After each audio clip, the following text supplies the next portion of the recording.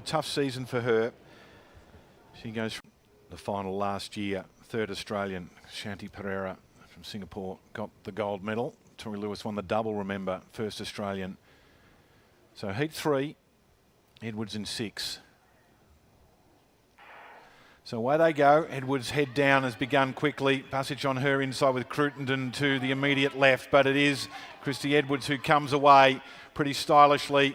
Hanlon running well also, but Edwards, as expected. Strong run.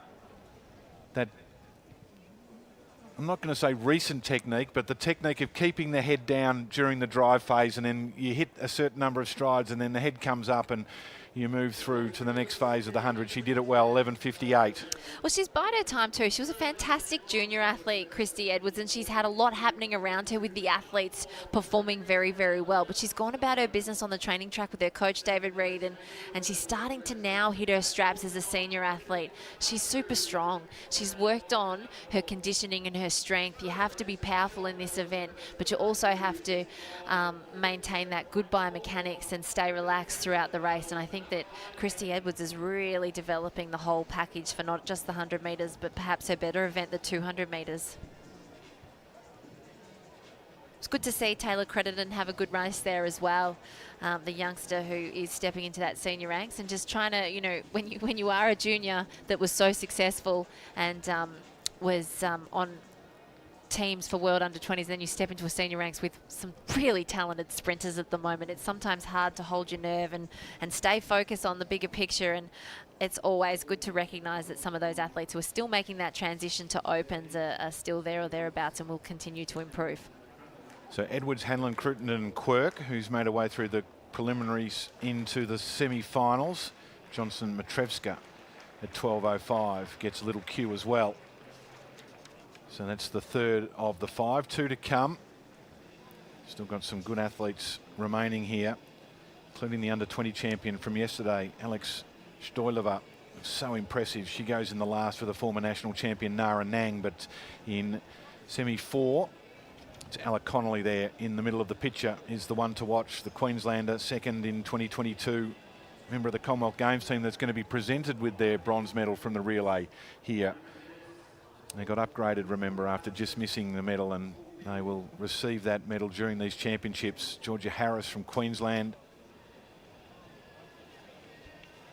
Swill Mafu of Queensland thought she had a chance at stall but didn't run, so she's concentrating on the national championships as well. Had a good professional season, but Connelly's the one here. Be good to see Georgia Harris, how she's tracking as well. Another athlete who's stepping into the senior ranks and had a great junior career. So Connelly ran that fast time in Wollongong early January, 11:26. It's the second fastest time in Australia this year.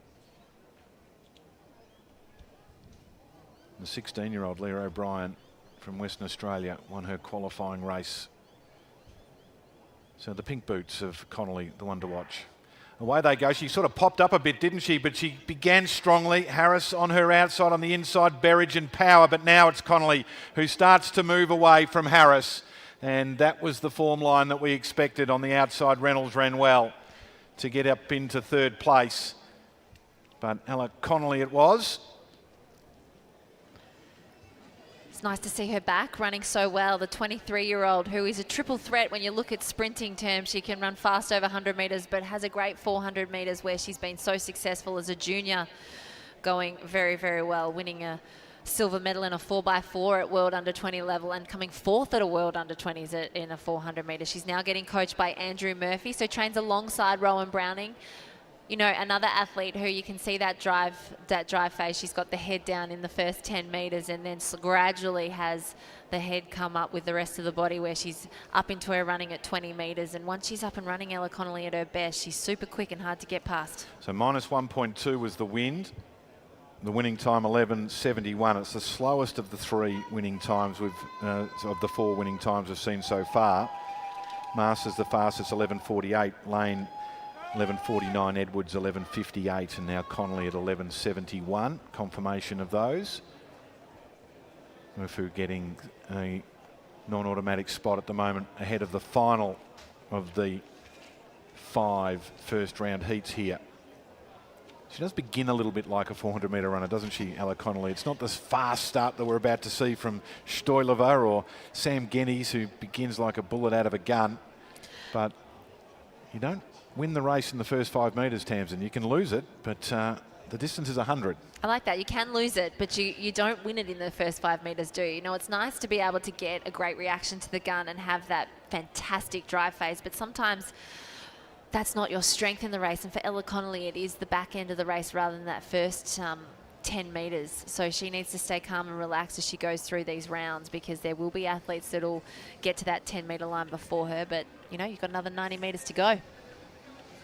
So the final of the 5 heats, opening round, look to the semi-finals of the women's 100. Nara Nang, the 2019 winner. She's a member of that relay team from Birmingham, and Stoilova, who was so impressive yesterday to win the under-20 race. We hadn't seen her, but she's run fast times and she was brilliant technically. Yep, and Na Nang will be part of that 4x100 squad that will receive their bronze medal for that Commonwealth Games. She's a physiotherapist, recently graduated, so she's working as well as training, and an athlete that's incredible in terms of her ability over 100 metres and long jump. And Stoilova's got the Clemson Tigers top on after we put her in the Pittsburgh Panthers yesterday, and she told us that she'd swapped colours, so she's wearing a university kit. She was competing in the New South Wales outfit yesterday in the under-20s. So she goes in 7, Anang in 4. Final heat, women's 100. Away they go. Anang, she's a little bit of a loper, but she's got some speed. Stoilova's running well on inside is McMillan. So Anang just in front. Stoilova with that technique is so strong, and she cruises through. Impressive ahead of Anang. And the 2 South Australians, McMillan and Lamb, have had a great run there in 3rd and 4th. McMillan was a fantastic junior, just missed that World Under-20 squad. That was so strong. Of course, they went and made that final. Stoilova, incredible story, isn't it? The fact that, you know, she's come from America and come out here and raced in Australia. It's sort of shown a lot of people what she's capable of. We've seen her very fast in the States and weren't sure what we were going to see, but look at that, just wonderful off the ground. I love how she's got that foot strike, the toes up and landing under her body, and just gets great knee lift and drive off every step, and just the relaxation as she looks across and knows that she's got that job done. She's got the gold from the under-20s, and she's getting used to crossing that line first, isn't she? Love the technique. It's a model, isn't it? She's so powerful in the back half of the race. Kayla Lem has got 4th, confirmed the 2 South Australians, as you mentioned, Tams, in 11.96, and Shmee has got a small queue at 12.07. So it's Masters the fastest time ahead of Lane and Edwards, and we'll work out the rest because we'll go down to Mitch, who's with Alex, who has been impressive so far in the last couple of days. I am. Thanks, Dave. And we'll apologise. I called you a Pittsburgh Panther the other day, but you are a Clemson Tiger. How does it feel to back up after taking out that women's under-20 and now coming out here amongst the Opens and doing what you just did? It feels really good. I just focused on recovery yesterday, and yeah, just wanted to qualify for the next round. The last couple of months for you have been really impressive. Obviously, plus 2.4 was the win, but 11.15 is what you are capable of running on a really good day. How does that confidence lead you into going through these next couple of rounds here in the Opens? Yeah, honestly, I think that time just shocked me and my coach. So, yeah, I just know that I'm capable of more than what I thought I was. So. You walked off the track, you had a huge smile on your face. More importantly, you're having fun out here in these sort of rounds and getting used to it. Yeah, it's so fun to be back. The atmosphere is definitely different here compared to competing in the US, but yeah, I love it. Hey, I'll let you go recover. Congratulations. Thank you. Yeah, well done. So 11.51 for Stoilova, just behind Masters and Lane at 11.48, 11.49. Tamsin. I'm having a great time. Can she win the final? I'm just working out who our 4 qualifiers are. Yes, she can. I think she's got another level to step up, but she looks super relaxed in that race. I think Bree Masters was the one for mine from those rounds. I thought Bree looked really in control. She was in control and cruised through into a headwind with that 11.48. So I think if you look at the times, there's not much between them, but if you look at the manner in which it was done and the conditions, Masters was impressive. But there's one thing that doesn't necessarily factor into that you've never won it before. And when you're young, you think that the world's ahead. But when you've been there a few times with a chance and you've come second once and third twice, that is something to consider. She's very good under pressure, Brie Masters, though. So it's going to be really interesting. I think Bree's shown that at major championships he's wonderful under pressure. So as we see confirmation of that fifth heat, Stoilova 11.51, Na Nang, nice to see her getting the job done, 11.67. Jordan McMillan and Kayla Lam, the South Australians. Now Katie Smee has got that little cue with her 12.07. Jade Johnson-Matrevsky had a 12.05. Olivia Hastings had a 12.06. And Sibylle Mofu, I think they will be the 4 qualifiers. So that draw will come up on roster. You can download the app and follow the live results. Cedric Dubler in the decathlon. So this is the second last event of the opening day. And he has run through. And I could tell you the height of that, but there's the indicator board just there, and that is facing to the infield only. 2:05, there it is. Can just see it. So Cedric, who was having a good day, saw Ash Maloney before Tamsin, and he was struggling with that knee once again, sort of hobbling around. He had a heavy strapping on it. It was more of a wrap than a strapping, but he didn't look comfortable. I'm just going to bring up the results of how we're going here. So scroll and scroll and scroll. Under 20 Javelin, I think this is also underway.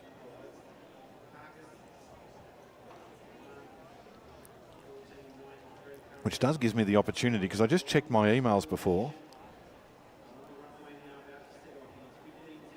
And I'm not going to claim any credit for this, Tonks, but Shane Tonkin sent me a baseballer for Australia over in WA. Any chance the under 20 Javelin will be on the broadcast? Just trying to watch a throw or two from my daughter Sienna. Well, here she is. Just for you, Tonks. It's pretty busy when you've got the hundreds on, the open hundreds, to get around. Her sister Zahoki Roo played in Birmingham, part of the gold medal winning team. I'll try and get you the result.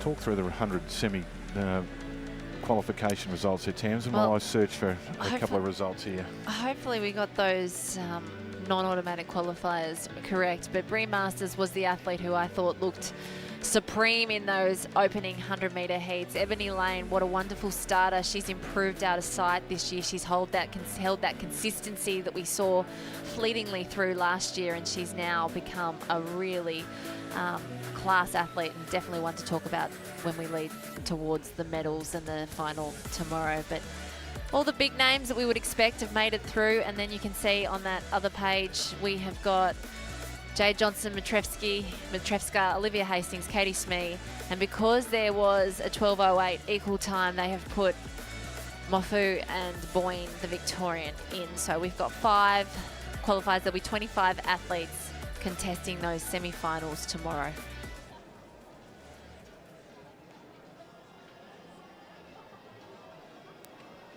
So Maloney is leading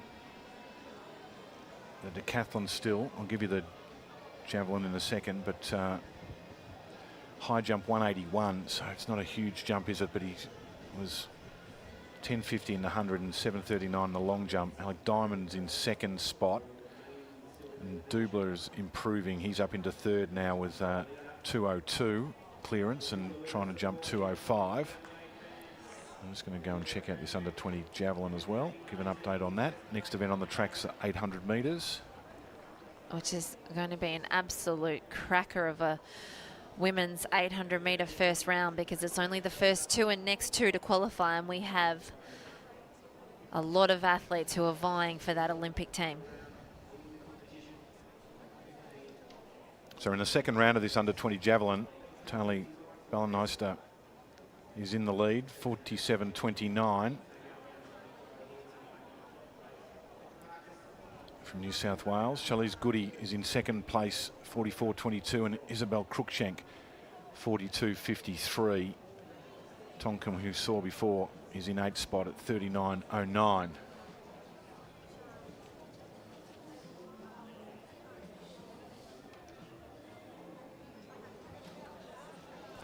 So next on the track is the women's 800.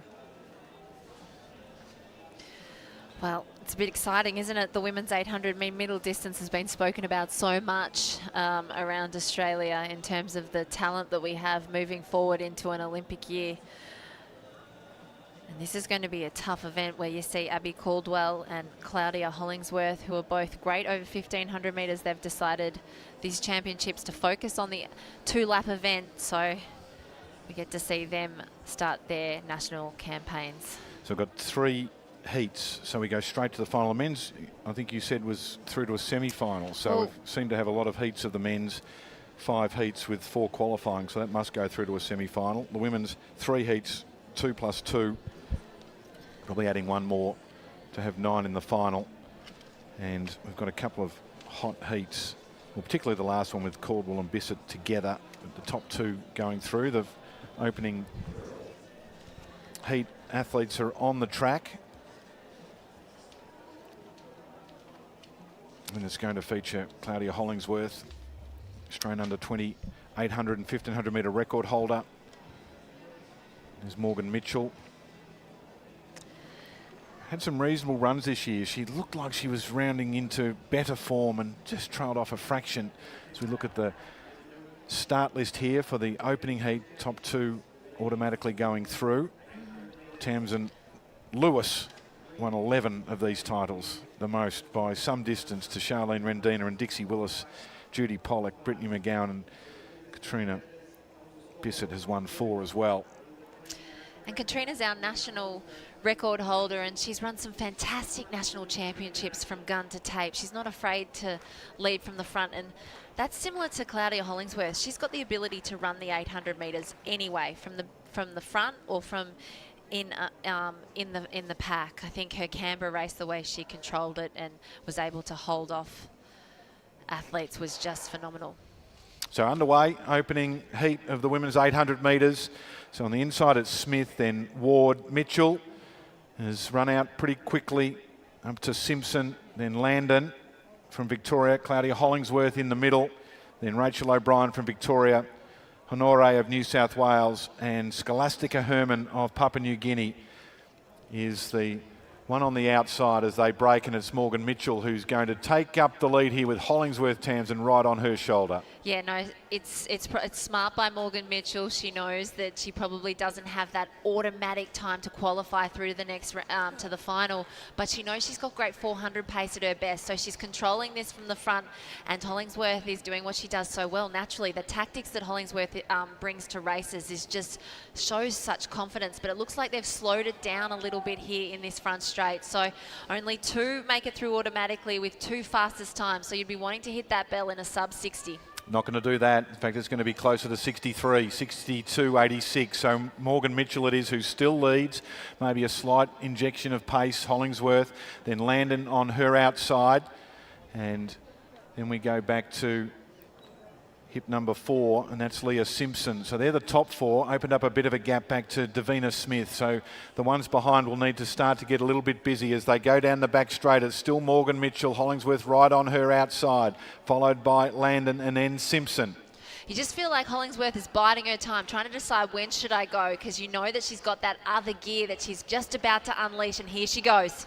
So top 2 only automatically going through, and it is Claudia Hollingsworth who has got the Olympic qualifier, ran that fantastic time meet record, Australian under 20 record in Canberra, which is the fastest we've seen in Australia this year. So into the stretch, Morgan Mitchell trying to hang on here. Hollingsworth is in front, but they're starting to charge, so she might have to get a little bit busy and perhaps just hears that and stretches away. So Hollingsworth it is who gets there, and in second place Simpson tight, maybe Mitchell just ahead of Landon. So look comfortable. Good run from Simpson and Landon. How is she only 18? The way that she was so confident throughout that whole race. It was not fast through the bell, so it made me a little bit nervous down the back straight when there was 4 of them, and you think, oh, if there's one of them that's got a better kick. You see some top athletes run out of championship heats just because of that first lap pace. I love the fact that Landon Simpson's been having a great season this season. She's run PB after PB over 800 metres. I love that Morgan Mitchell, you can see here the pain etched across her face, but she fights all the way through. She does not give up, and she's hoping for that little qualifying time. But Claudia Hollingsworth looked supreme there. Just showing maturity beyond her years. Do get a little bit of benefit when we're broadcasting for the crowd as well, and the ground announcer would have done the same thing because they were coming, and Claudia saw that and put on a little spurt. She's trackside with Mitch, I think, who's busy talking. Is he ready to interview? I think so. Let's give it a whirl and see what happens. He is. Yes, we are ready to talk here. Claudia, congratulations. 206. That's the easiest looking 206 I've probably ever seen. How did you feel out there tonight? I felt good, just wanted to stay relaxed and feel the race out and just get a bit of speed at the end, but just sort of try cruise through and just feel good and relaxed. Naturally, obviously, I think people do forget that you are still a junior, so getting through these rounds at major championships can still feel a bit new to you. How do you feel now moving forward? I definitely feel a lot better now. I was super nervous still today. Excited for the final, but I'll be as nervous as ever. Was it a hard decision to pick what you wanted to run here? Obviously, you've opted for the 800. What was the thought process behind that? Yeah, definitely. It was really hard. We only really just decided not too long ago, so it was a really hard decision. I wasn't really sure which one would benefit me better, but I chose the 800, so I'm just going to give it a good crack. I'm going to let you get back as it's getting cold here. Well done, Claudia. Thanks, Mitch. Thank you, everyone. She's great, isn't she?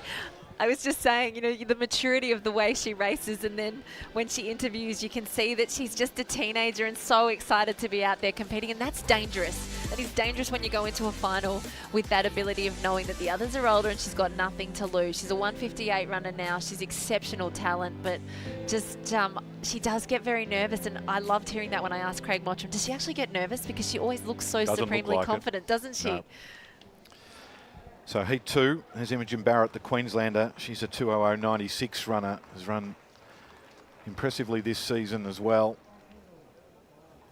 Yeah, she went to college in the United States of America, and she really burst onto the scene over there, and she's come back and she's training alongside Claudia, and she's one of the athletes to watch in this one, as well as the lane 4 athlete Benderi Oboya, who has that Olympic qualifier and is going straight to the front. Former national champion Laura Roth begins in 7, and Hayley Kitching on the outside in lane 8. So they got them underway pretty quickly, didn't they? And Oboya is not messing about. She's gone straight to the front. Imogen Barrett is right behind her. I do love watching Oboya when she's in full flight. She has that wonderful leg stride, that relaxed style of hers out there, leading the field by about 5 metres. Another athlete that's part of that Craig Mottram squad, that he's got a fantastic stable of 800-metre runners with Benderi running fantastic, and Barrett also in that squad. But what I'm loving about the way Oboya is running, she's just running super relaxed, and that's what you have to do when you decide to go out to the front. Just be confident in the way that you run and just run relaxed, and she looks beautiful out there running from the front. So Oboya it is who leads as they come down to the bell. It's going to be a lot quicker than the first one, just over the minute. In second place, it's Barrett, followed by Kitching not too far away, and Roth. So Roth's moved up, and then Kitching in the pink top. She's currently in 4th spot. Remember that just the first 2 automatically qualify, and Benderi's so smooth in front of Barrett. Kitching now moving up past Roth on the inside, and Sophie Hanlon it is in 5th spot now, just desperately trying to hang on. Well, Kitching's the danger here. She's run up to the back of Oboya. She needs to find that gap, but Barrett's got her boxed in at the moment. But Hayley Kitchen's been going so well over in the United States. This is certainly a tough heat. Well, Kitching will have to try and find an escape route here, because Barrett won't let her out, and Oboya is in front as they come into the straight. Just the first 2 automatically qualifying, drifting out a fraction, so Kitching can squeeze up on the inside, moves into 2nd spot. So it's Oboya followed by Kitching and then Barrett, but Benderi from wire to wire takes it out in heat number 2. And it was a good run from Hayley Kitching, and Barrett, who ran a smart race, but we'll have to rely on being a non-automatic qualifier. That was the top 3. Well, they had to run super fast then, because that was a quality field. We had Barrett there, who we know can run 2 flat, and Laura Roth, who's been there and won it before. And then, honestly, Hayley Kitching has been going wonderfully over in the States. Her brother Jade is due to go in that under-20 final in the 800 metres later today. We spoke about their parents, how they met. I haven't recovered from that. If you weren't here yesterday, I'm sorry, we don't have time. It needs an hour. to explain what went on with that story. But I love this about Bandera Oboya. I think a lot of us who've watched Oboya's career over 400 metres and her transition to the 800 metres, we know that she is capable of being purely world class at this event when she gets it right. And I thought that was a wonderful way for her to run a qualifying round, just controlling it from the front, but doing it through relaxation. She's learning her caper over 800 metres, and that was a wonderful way to qualify for the final. Let's go down to Mitch, who's with Banderi.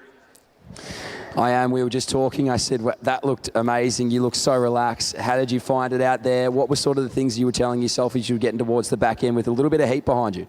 Yeah, honestly, I just try to stay relaxed.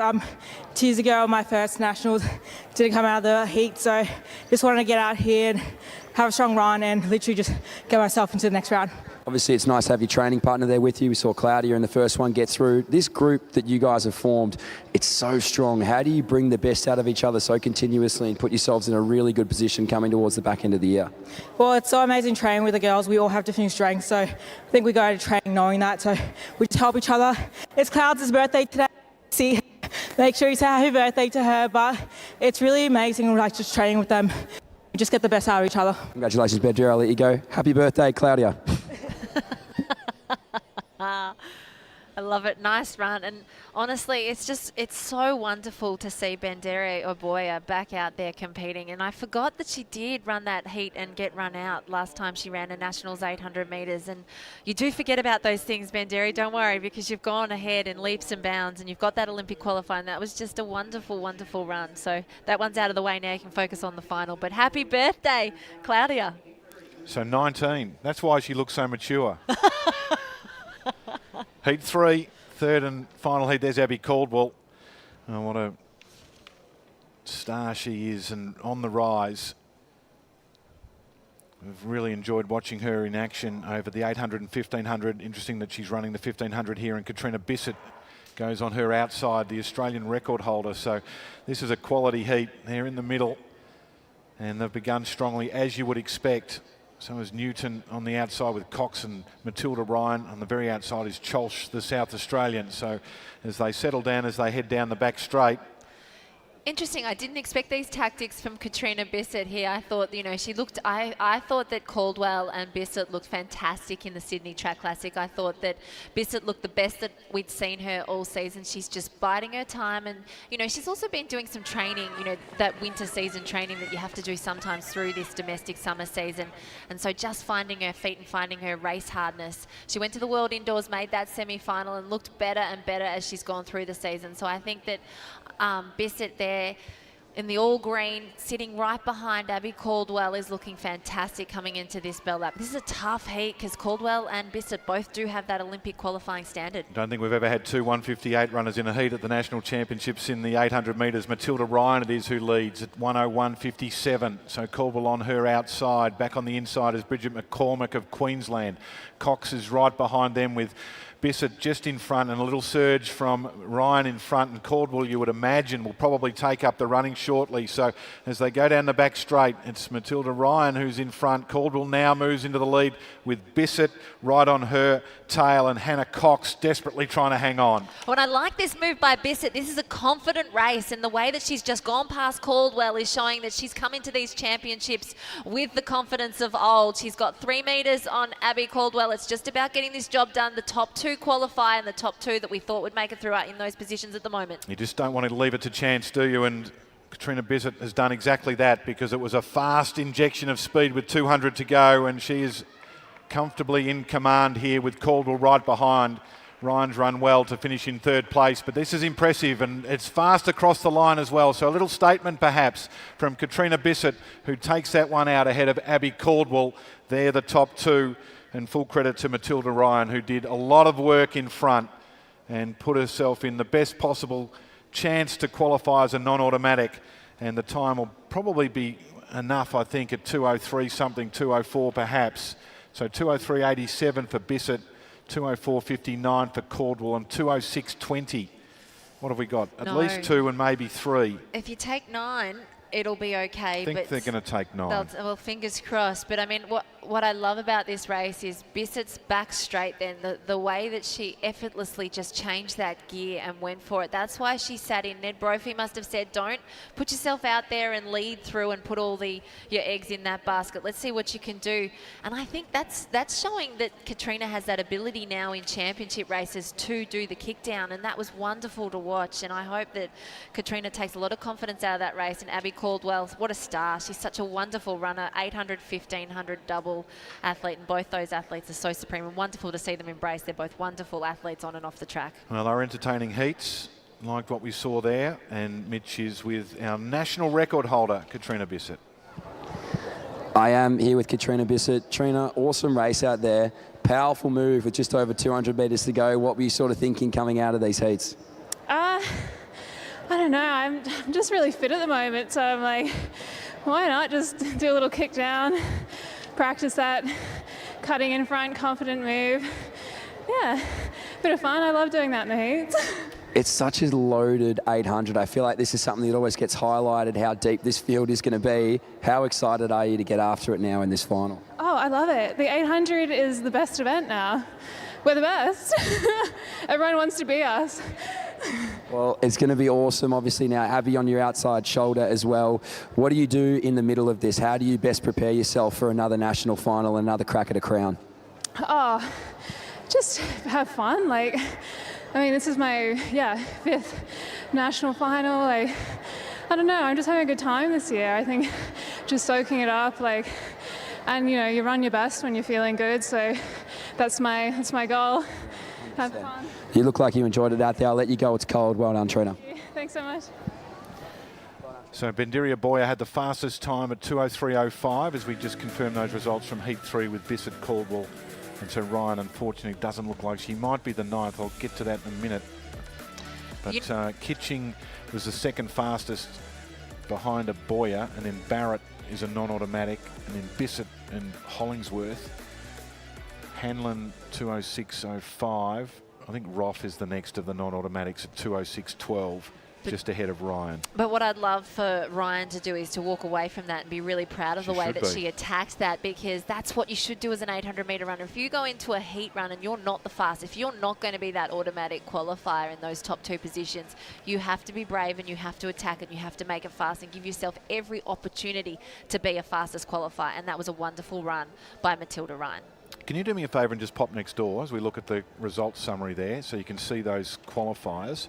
Can you just and find out what's going on with this 800, because I can't see a semi-final on the list, but we've got 5 heats with 4 going through, so that's not first through and the next 3 fastest to get to a final. So the men are next, and we've got 5 heats of the men's 800. First one features Peyton Craig. He's been so good this summer. I've loved watching him run. The youngster started off with that Australian under-20 record in Canberra and then beat it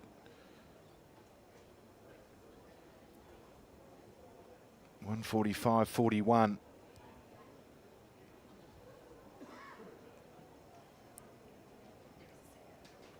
So impressive at the Adelaide Track Classic where he won. He set that time at the ACT Championships, and then he won in Canberra as well.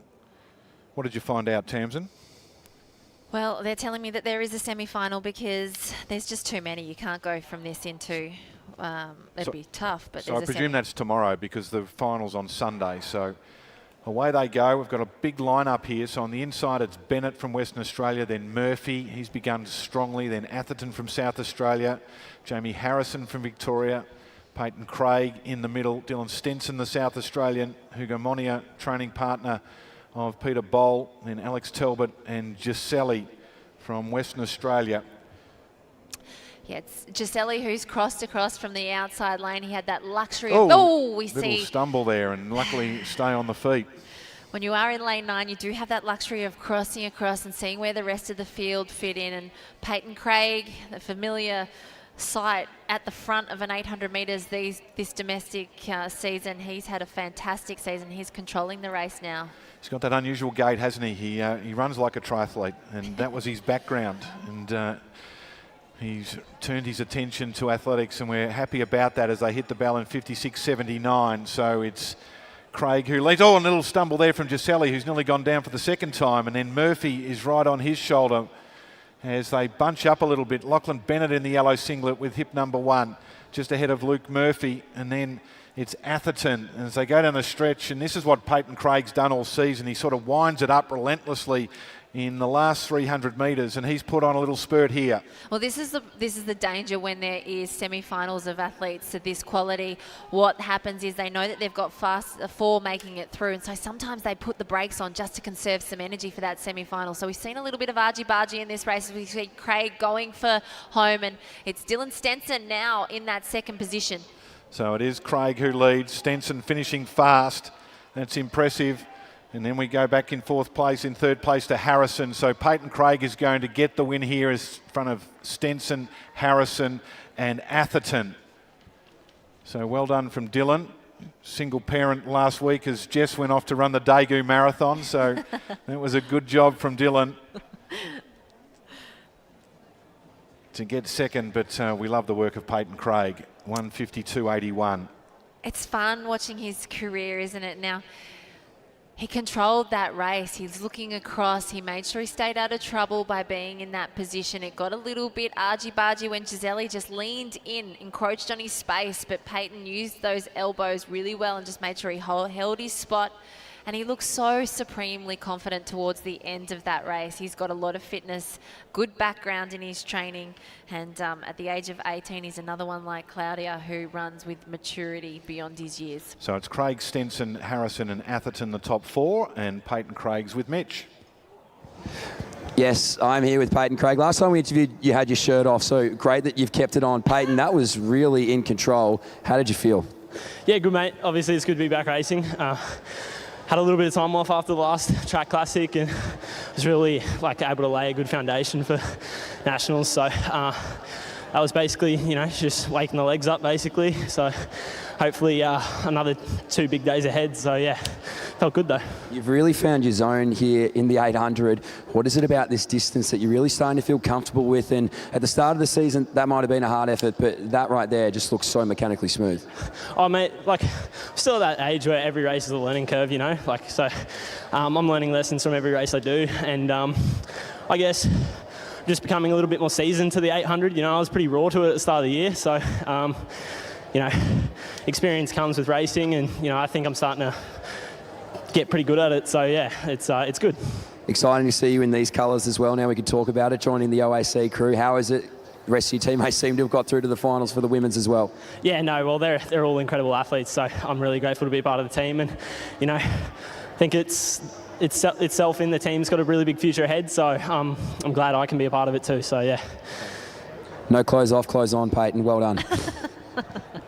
I'll tell you what might help Peyton as well is the fact that there is 3 rounds. He's so super fit, coming from that triathlon background. He has that ability to run a good 1,500 metres as well, and he just looks so cool, calm and collected. And even in that interview, you can hear it in the way that he's speaking. He's getting used to being in that atmosphere, and he's stepped up a notch. That 1:45, he's now running it consistently, and it's wonderful to watch. So that was impressive. Peyton Craig taking out the first heat here. We've got 5 of them. Heat 2, and it's another youngster, the 20-year-old Luke Boys, who won in Sydney and has been in impressive form, always thereabouts. Was 3rd at the National Championships last year. He's in the middle. Brad Mathis from New Zealand's a 1:45 man in the bodysuit. So away they go. It's Pedrasat of Victoria on the inside, then Hatton, fellow Victoria. Mathis is next, then Yusuf. Boys in the middle in the red singlet. He's gone out fast. Thomas Moycroft from WA, Matt Goff from Victoria, Musgrove from the ACT and Arnold of Queensland. But Luke Boys, he's having none of this. He's gone straight to the front and he's been pretty quick over the first 200. Well, it's funny because Peyton Craig's only 18. They often speak about him and how he's had such a good season. But Luke Boys has just flown under the radar a little bit until that last race where he did hit the first position crossing the line. He's only 20 years of age and he's just building through the season. Has a fantastic personal best, part of that run crew. Not having anything to do with the rest of them. There's a huge gap back to Goff, then also Pedrasat. But he's got a lead of 15 metres at least. 51.74 is fast. And you talked about the 3 rounds, Tams, and maybe someone needs to tell him that he's got to run a semi-final tomorrow before the final because he's got a huge gap. He does have a huge gap, but he's such a good runner, and he's a tall athlete. And look, you see him looking over the back of his shoulders now, but he's now done that work early that he can switch off a little bit and let them work super hard to try and catch on to the back of him. But I mean, he's still only 120 at that 600. He does have that ability to run this nice and relaxed. And look at him, he doesn't look like he's under any pressure. Massive gap. Hatton is in second place at the moment. And also Moorcroft starting to move forward. The first 4 going through. No doubt about the winner. Big battle on for second, third, fourth and fifth. Yusuf starting to get busy in the Sydney University top as well as Mathis moves into second spot. But Boys has a look around and he can cruise home here and virtually walk across the line. Impressive. So it's Boys ahead of Mathis and then Moorcroft, Yusuf. They're the top 4. They will qualify automatic. I liked it. Good way to run a championship. It was an interesting way to run it, but I mean, if you are going to make that Olympic team, that's what you're going to have to do in a first round, right? You're going to have to attack it. First race up is going to be your final. And so what an amazing season. In Adelaide Track Classic, he came 4th in that with a 146.66 PB. And since then, he won the LB Thomas 800 in 145.45 personal best. And that was after he'd won the Sydney Track Classic in another 145. So quality athlete, Luke Boys. It's a good progression, isn't it? So he's 4th in Adelaide. He finished 2nd behind Preston, the New Zealander, in Melbourne. He finished 2nd behind Craig in that fast one in Canberra, and then he won in Sydney. So that's good form, Mitch, and that was an interesting way to run it. Just ask him if he knows that he's got to run a semi-final tomorrow. No, I am here with Luke Boys, and I just said, I love that tactic. Just get out there and do it. Did you know you had 60-odd metres behind you there? I did. I was watching the screen the whole time, but I didn't want to clock off too much. I find it less stressful just to get the race done rather than deal with tactics and slowing up. I think that probably uses more energy than just getting out hard and then clocking off with 200 to go. You've been so impressive over this summer season. I know we've talked about a lot, Peyton Craig. You came out a few weeks ago and took down a lot of scalps yourself. Where's this confidence building from? You're obviously World Juniors, but this year is a new year for you and you've been amazing. Yeah, thanks. Again, I've said it pretty much every interview.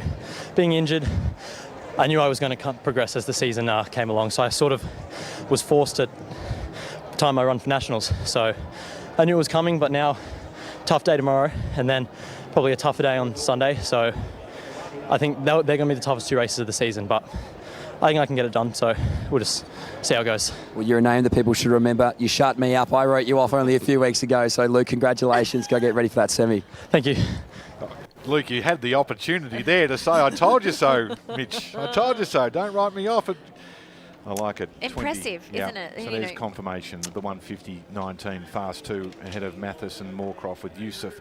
And the others have benefited from that. Goff, Hatton and Musgrove have got the little cues at the moment. I know, he's an impressive sports person, Boys. Was a good soccer player, and I've spoken a little bit about how he's an open bowler in cricket. COVID probably helped us a little bit with Luke Boys, getting him more into his running, and what a brilliant athlete, coached by Ben St. Lawrence and doing great things this season. Heat 3 is really open. Peter Bowles going to go in Heat 4 with the defending champion Riley McGowan, but Heat 3 here, 9 starters. Jack Lunn is the fastest, the Victorian on the inside. We've got another hat alert, Tamsin, because our man in lane 2, Benjamin Jagger, he's got moves like Jagger, and he's wearing a hat, which I always I've got a question mark on that, as you know. You know, it worked for Dave Waddle in the 800 metres. He won Olympic gold wearing a hat, so I don't mind it. DeGrasse Amakata of South Australia there. He goes in lane 4 on 49.63. Really open, this one. So from the inside, it's Lunn who's the favourite. You would imagine he'll go pretty quickly here in those stripy shorts. And then Jagger in the hat. Ethan Forbes from Queensland. Amakata of South Australia. Spicer, Western Australia. Then Gill from New South Wales. Burns, the ACT. Gilling, South Australia. And Mitch Langbourne of Victoria, and at the moment it's stripy shorts versus the hat. So the two sartorial splendours are out in front and in second spot as they go through the first 200. Well, lane 1 and 2 in an 800 metres to get to that crossover. Sometimes when you draw those lanes, you do want to go out a little bit faster so that you don't get sandwiched at the crossover. And I think Jack Lung, the 22-year-old, who was third at both the Adelaide Track Classic and the Melbourne Murray Plant Meet, he's had 3 races in 1:46 this season and kind of looks like he's building to something impressive. Used to be a high jumper, looks so relaxed out there leading this field through in a 53.97 first lap. He can run fast off this, but he just got to get the job done. So as we've seen, go to the front and improve your position from there seems to be the way it's working so far with Peyton Craig and also Luke Boys, and now it's Jack Lunn who's doing that exact move, followed by Jagger. Mitch Langborn, who won the Herb Hedeman a couple of years ago at Stalls, got the man bun, the little thing popping up and down. Looks like a pom-pom. He's moved into second spot. There's a lot going on in the top 3 here, Tamsin, but they're starting to move away. It's a fantastic effort. He is looking great, Langborn, the Victorian. He is right onto the shoulder of Jack Lunn. The 3 have broken away from the 4th place athlete. So, you know, it's the first 4 that are going to qualify. So Jack Lunn can take a sneaky little look over his shoulder and just make sure these 3 are safe. There's Emma Carter in 4th spot. If you're going to have a man bun, you need to run faster. If you're going to wear a hat, you've got to run faster. And Lunn, who's the most conventional of them all, he just strolls down. So it's the man in the hat. Benjamin Jagger gets it ahead of Langborn. And then Lunn, Emma Carter. They're going to be the automatic qualifiers. Well, you can't say that they're boring, that's for sure, Tamsin.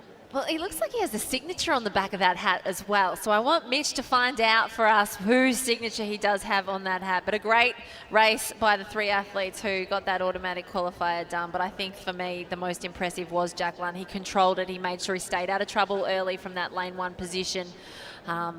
Kept the tempo honest so that it strung them out a little bit. And he just really switched off in that front straight. He's not going to get an interview, though, because we're going to hear about the hat. I want to hear why and what's going on. So as we see them have a good look around, Lunn, you're right, Tamsin, he was very composed. Langborn switched it off, and Jagger, with the moves, gets the win. Mitch, I need an explanation, please. Well, first of all, congratulations on the win. We'll get to this first. How did you feel out there? You had a bit of a pursuit coming behind you, but did well. Yeah, no, it felt pretty good out there. It felt quick off the gun. I kind of just didn't want to get too into the lead straight away. Jack said in the call room, he said he's going to try and take it out. So I thought if I just slot myself in, I can sort of let the race run itself and then sort of just position myself where I need to be. Okay, the listening ears are on. Now, I've been getting this question a lot in my ear. I don't know if you've heard it. The hat, the signature. What's on the back of there? Who is that? That I can see it, but do you want to share it here? Yeah, so that's Jake Whiteman, so 1500 metre world champion.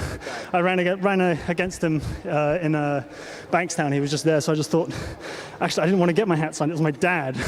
I got a thing on my phone signed, and my dad just went, yeah, just for my son. So he's gone, my son really loves you, and he's gone, oh, where's the little fella? He goes, nah, it's the 6'5" one over there. He's ready to go. You get ready for the semis. How are you feeling as you approach it? Feeling pretty confident for semis. Of hamstrings holding up. It's taped up pretty severely, but looks like I'm feeling ready. I'm feeling strong. There's a lot of tough guys, so it's going to be a fight to get through. Hey, good luck. We'll let you go. Well done. Thank you very much. That is excellent. I love it. Well done, Mitch. And we learned something there. And why not wear the signature of a world champion on your hat? And here's a man who knows what's going on as well. Peter Bowl, who is back in action here. Former national record holder.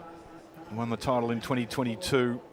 Riley McGowan is the 2023 champion. So the last 2 title winners go in this one, Tamsin. And well, Pete, we saw him run 800 metres in Bankstown a couple of weeks ago, and he ran that 1,000 at Stall, which was a good head out. He finished in second place behind Riley Bryce, but he got really busy at the back end of the race and only sort of felt like he had a chance late. But I think he's got a sneaky chance here. I think the 3 rounds might help him as well. Oh, I'm excited. I think Pete Bowl's in shape and ready to go.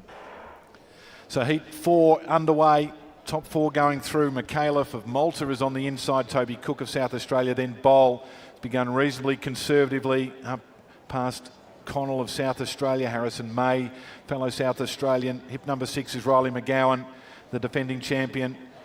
Smolge of New Zealand on the outside of them, then Fittler and Hooper from New South Wales and Queensland respectively. So it's McAuliffe who it is who leads at the 200 and Bowl's right next to him. Well, it's rough actually at that crossover. You could just see Bowl just making sure that he Didn't get into trouble there, but he didn't want to do any more work than he had to. But I think it's the mark of respect. You could see that all the athletes kind of watched him, and Pete's fit into the perfect position in this race for him. He's just right behind the shoulder of Jared McAuliffe, who is leading this race comfortably. And look how supreme Pete Bowl looks in that. He's a great mover, isn't he, as he bounces along. So it's McAuliffe who leads from Bowl, then Hooper.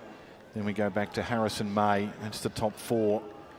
And it was slower through the bell. It was 55.83, and you can tell that Pete's just really biding his time here, just waiting for when he needs to make that move. And here it comes. Pete Bowl opening up that leg stride down the back straight effortlessly as he takes the lead. Moves quickly away from McAuliffe. McGowan, the defending champion, he's up into 3rd place, and on his outside it's Lawson Fittler, the tall athlete. But there are the top 2. So McAuliffe, who led the way, set the pace, and now he's going to try and hang on to Peter Bowl as best he can.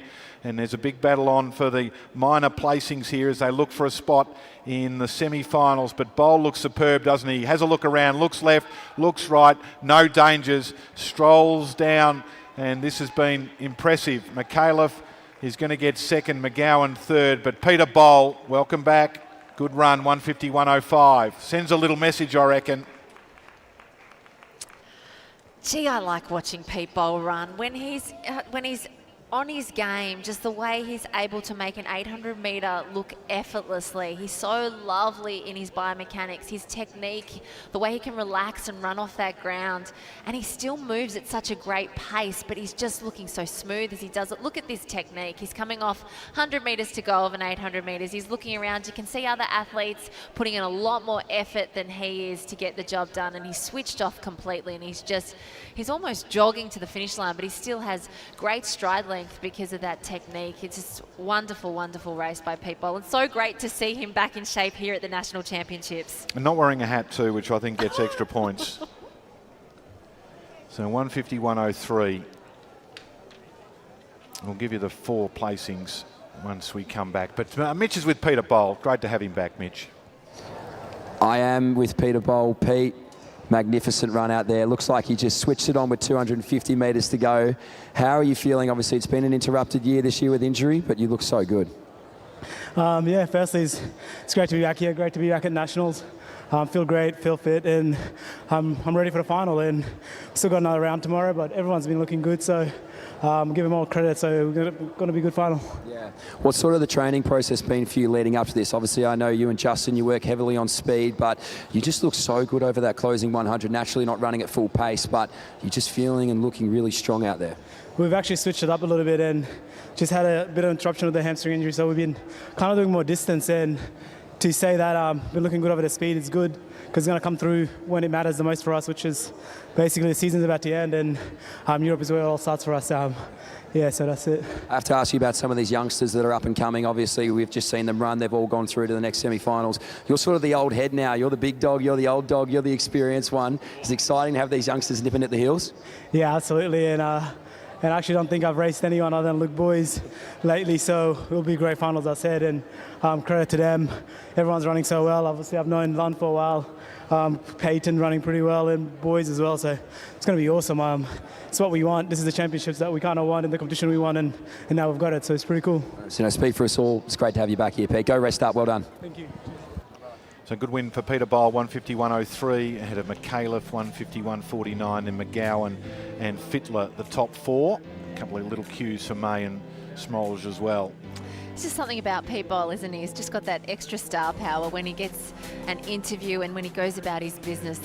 He's wonderful, an ambassador for our sport, and just the way he spoke about the youngsters coming through, everything about him just oozes class. So the 5th and final heat here, looking for a spot in the semi-finals, and the ones to watch here: Lachlan Raper, World Under-20 representative, 4th in Canberra.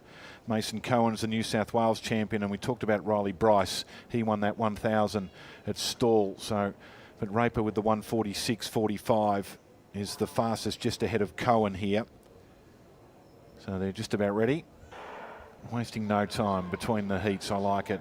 Fast action, day 2 of the Chemist Warehouse Australian Championships. Riley Nevin of Queensland goes on the inside here. David Windybank of New South Wales, and Raper, who's commenced swiftly, moves to the lead. Has burnt off Clements from Western Australia, Fisk from South Australia, and McIntyre. Riley Bryce moving forward along with Mason Cohen now, who's moved up into second spot, and Schwartz from South Australia. So as they go through 200, it's Raper and also Cohen who are leading the way. Yeah, you can see here Raper's gone straight out to the front. The 24-year-old who has been having a great season. He didn't finish the ACT Champs, but was brilliant at the AIS Canberra meet where he ran that personal best of 1:46.45. And so nice to see him out here controlling this race. Still looks really relaxed in the face. Mason Cohen's an athlete we've known for a little while now. Has a great 600 metres to his name, but looks like he's back in shape and ready to run well. Fisk it is, who's in third spot at the moment. So inside a lap to go, and it's Raper followed by Cohen. Then it's back to Fisk. And in fourth spot, it's Windy Bank of New South Wales. And they've got a bit of a gap, haven't they? So the top four automatically going through. And I think the ones that are already sitting in that non-automatic spot would be a bit happy as well because there's a big gap. So 200 to go, and Raper, as we've seen with all of them, the fancy chances have gone to the front early and made sure they stay out of trouble, and Raper's doing that. I think it's going to be fascinating, the tactics for these semi-finals as well, because the athletes who've led this one to stay out of trouble, they'll be watching each other a little bit more in those semi-finals. But Lockie Raper looks fantastic, as does Mason Cohen. He's going to have to lift it up a little bit because there are athletes coming from behind that are going to challenge for that top four position. So starting to close the gap, but it is Raper and Cohen. On the inside, Windy Bank hangs on ahead of Bryce, who finished fast, closed the gap.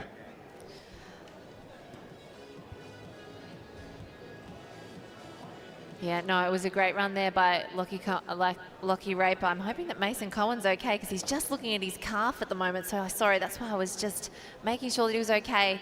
You can see Lockie looking around. He was second at the National Championships last year, had a great 2023. Mason Cohen, you can see, is just looking a little bit, when you start to get to the end of the 800, sometimes when you're just trying to switch off a little bit, those calves can cramp a little bit. It is getting a little bit cold out there. So hopefully Mason Cohen's okay and he recovers well for that semi-final. So 152.68 for Raper, ahead of Cohen 152.80, Windy Bank 153.12, and Bryce 153.17. So that rounds out the 400s. The 800s, I should say. Boys was the fastest, 150.19.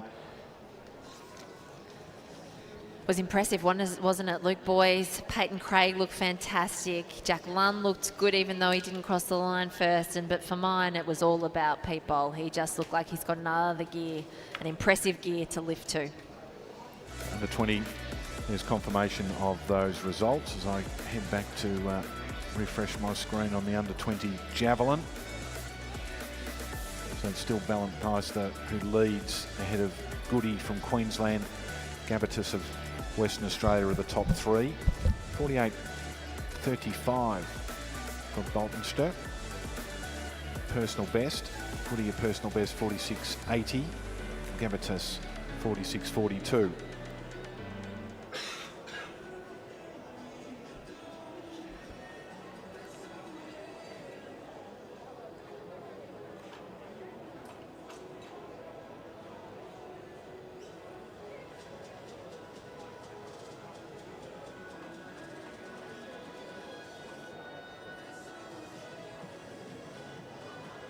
So we don't have a qualifier yet for the World Juniors in this under 20 Javelin. 48.35 is just short of that qualifying mark of 49.50.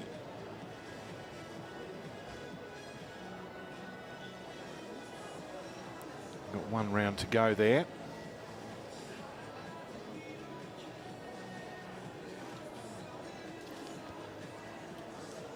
Women's under 20 pole vault underway.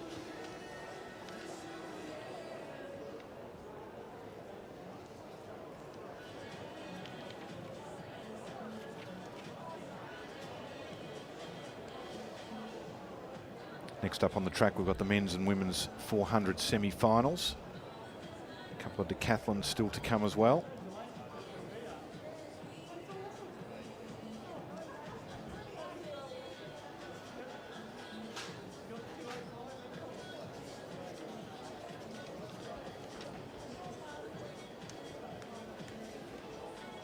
I actually don't have the start list, Tamsin. It was the question you asked me for the 400s.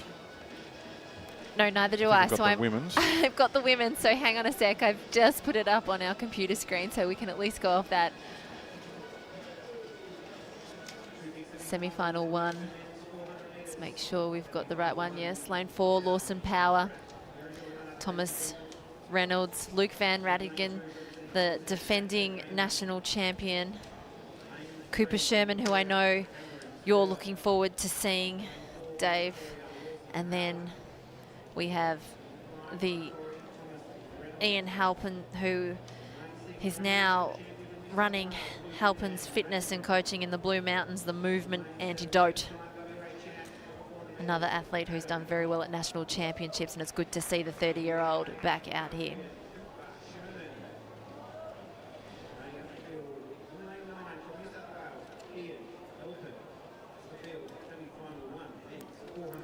So we saw the first round here yesterday. Van Rattigan was the fastest at 46.54 ahead of Beck and Holder.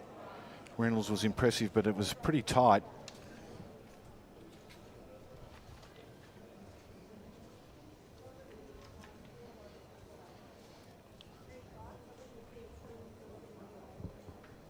So we've got 2 semi-finals, I presume. 3 plus the next 2 fastest.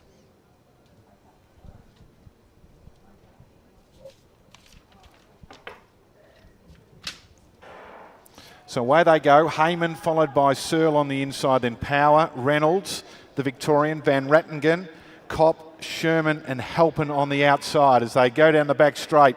And Cooper Sherman will be one to watch here as they go down, and Luke Van Rattigan in the middle. Well, Cooper Sherman's had a fantastic first 200 metres. He's rapid with his leg stride and his turnover, and he's out there in the black and gold singlet running very, very nicely at the moment. So Van Rattigan with that hunched shoulders is moving swiftly as well as they come into the stretch. So Cooper Sherman it is who's still in front. Van Rattigan, the defending champion, now moves into his work and takes over. And on the inside of them, it's Thomas Reynolds, and Sherman now takes over. So he's not having that, wants the win. Looked like Van Rattigan was in control, but Sherman took over and he got the victory. The Ballarat athlete who began athletics age 5, and we've mentioned that he thrives in a competitive environment, and you could see that there in that semi-final. He is certainly a force to be reckoned with. He burst onto the scene in the Sydney Track Classic, and we all sort of stood up and took notice. I've spoken a little bit about how he's such a raw talent. He's got great speed over 100, 200 and 400 metres.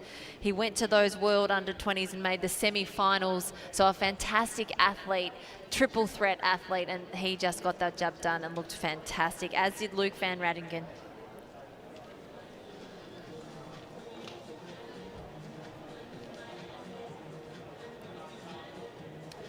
So the 3 qualifiers from that race are going to be Cooper Sherman with that 46.29 and 200 speed. When he gets it right, he does finish so well. Almost like he's an 800 metre runner coming down to the 400 metres. I think there's a lot of upside in the way that Cooper Sherman goes about his athletics and the way that he runs. His coach, Neville Down, will be pretty happy with that performance. So the second of the semi-finals assembling behind their blocks. One is to look for here, Reece Holder, who's got that Olympic qualifier. He goes from lane 5. Alex Beck won the title here in 2021 and 2022. Harrison Hunt, also one to watch. It's a tough semi-final, isn't it? Fabiani there in lane 3, the Queenslander. He's going to have to run the race of his life if he wants to be in the top 3. I'm excited to see Reece Holder going again after the way he ran that heat. You just think that he's got another gear to give. And this is a big race for him. You know, he has that standard. He broke through that 45-second barrier with that 44.79 personal best. He went out very fast in the first round yesterday, for the first 200, and then shut it off completely. But the last 50 metres is a worry for him. And Beck was a bit the opposite. He's a fast finisher. Alex Beck, who's also got such good form over 200 metres as well. Van Rattigan won in Canberra over Beck, and then Donaldson, who's also here in lane 6 and has a chance to be in the top 3.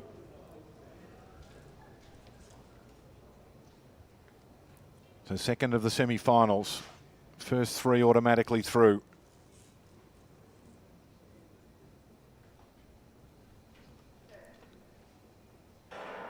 So leading them away from the outside, it's Bless from Queensland, then Hunt from South Australia will have the hometown behind him, then Beck has begun conservatively, then Donaldson. Holder has gone fast. In fact, he's hurt himself. So Reece Holder has broken down just as he made a move. Fragiadakis, Fabiani and Smith. So a shock already as they go through the first 200 metres. The stagger's pretty close. Donaldson and Beck probably leading the way. On the outside, Blessed and Hunt.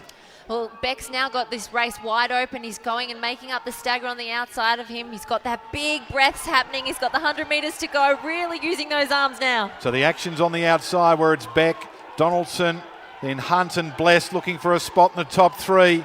Getting very tight is Alex Beck, but he's going to hang on. And he gets the win. Bless finishing fast ahead of Hunt and also Donaldson.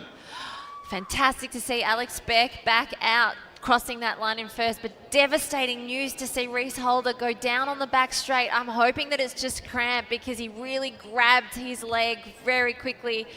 He's still on the ground at the back straight, but he's starting to get up now, which hopefully he can just... So here he is here in the middle in the purplish top and just a sudden stop, wasn't it? Was it his calf? Like, I'm not exactly sure what it was. He didn't grab anything. He was still moving, wasn't he? He felt something. So hopefully it was just a cramp. It just grabbed and it released. But hopefully it's nothing too bad because the athlete who has that Olympic qualifier and he's such a talent, Reece Holder, we'll want to see him back. The 4x400 metre squad will be desperately wanting to have him on board. But Alex Beck, 32-year-old, and we said he was rounding into form well ahead of another nationals, and the Mark Ladbroke, Olympic athlete in his own right. Mark Ladbroke, coached athlete, physiotherapist. Alex Beck has made it through to that final, and you see a dejected Reece Holder. That's devastating news to see him so upset there. The exciting talent, the 21-year-old, I can honestly say to him at the age of 21, he's got years ahead of him. So this will just be one of those disappointing moments in what hopefully will be a really long career for Reece Holder. And you know, he can come back. He can still come back and compete in Europe. It's not all over for him for his Olympic campaign at all. He's got that qualifying standard, which a lot of athletes would love to have. So he's sitting in a good position, but unfortunately for Reece Holder, this is not how he wanted his national championships to end. No, sad indeed. After the excitement of that run at the World University Games, the 44.79. And again, it opens up the door, doesn't it? So the two semi-final winners, Beck, 46.45. And then Sherman and Van Rattingen, who went faster in the first. So 46.29 and 46.38. They had a bit of a battle, didn't they, between the two of them. Yep. I still like Cooper Sherman. I think he's the man to beat. Yeah, he did look really good. Luke Van Rattingen is seriously an athlete that's always full of surprises, though, so you can't ride him out. And Alex Beck is coming into form nicely.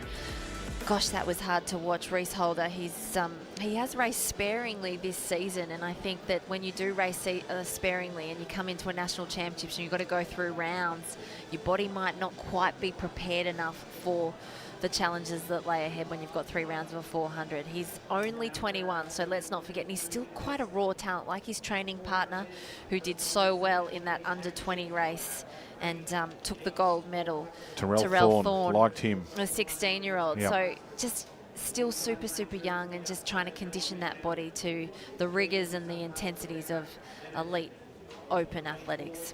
So as we watch the under 20 pole vault, I can give you the final result of the under 20 javelin. So Belton Sturp was the winner, 48.35, just short of that qualifier for the World Juniors. Goody 46.80 and Gabatis 46.42. Next on the track, women's 400s. They skipped the heats yesterday. They didn't have to run, but it means that their semi-finals here are a little more fierce. They've got 3 heats. First 2 and the next 2 fastest will be the ones that go through. And in the first one, it's Ali Beer will be the one that we've got our eyes on. She's in lane 5. Beck Bennett in lane 3. World Championship representative in 2019. And Guthrie, the World Junior semi-finalist, in lane 6. Beer in the middle. Lane 5. Arm sleeves on. And away they go. So from the outside, it's Loiseau and Figuera, prominent runners on the VLA circuit, the professional running in Victoria. Tobin Beer's gone out fast as she's done all year, and she goes past Guthrie. On the inside of her is Pfizer and then Bennett and Whittingham. But Tamsin, as she's done all season, it's Ali Beer, and she's gone out fiercely. Yeah, Ellie Beer is running fantastic. She's running with a new level of confidence this season, and we've seen her break her personal best, her junior ranked personal best quite a few times through the season, but she looks confident. Figuera in lane 8 has gone out well, and Guthrie's coming back nicely. And so is Bennett on the inside as well. So they're the ones to watch as the top two. It's going to be a battle for the top two. Perhaps Guthrie now in the middle, but Ali Beer's got this one well and truly under control, doesn't she? Fast finisher on the outside is Loiseau, who's going to get up for second and get that automatic spot. It's a great finish by the Victorian Loiseau, who has done great things on the VAL circuit as well. She's been just biding her time. She had a good season a couple of years ago until she hurt herself, had that horrific injury, and then came back, sort of switched off down the back straight and had to re-accelerate as Figuera went past her early. But we can see Ellie Beer here looking so super relaxed. She's got the elbows out quite wide for the end of a 400 metres, but certainly has another gear to give. So Ali Beer books her spot in the final of the women's 400. They have another added layer of nerves, these women, because they didn't get to run that heat. They've come out here, and if you look on paper, this field has some talent through it. Jasmine Guthrie, she's a World Under-20 representative, and there's good personal best. So for these athletes now, getting through, this feels more like a semi-final than it does probably a heat run for them. And it's nice to see Beck Bennett out there competing, the physiotherapist who is only 25 years of age, was in the first season of Ultimate Tag, if you can remember that show. I do.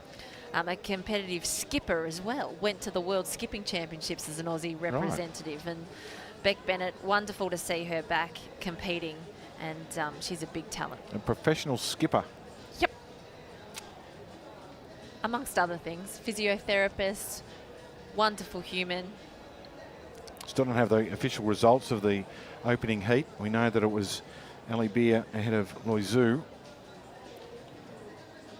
These races are coming up so quickly, Townsend. I'm attempting to get the screen up that shows me what's going on in this under 20 pole vault. So stand by.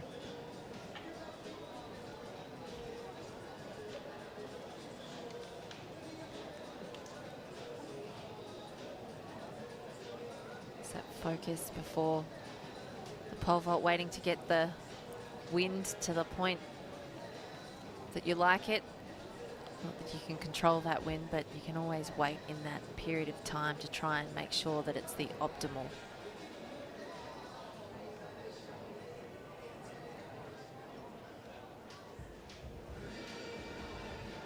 So the height of the bar is 345, and we've got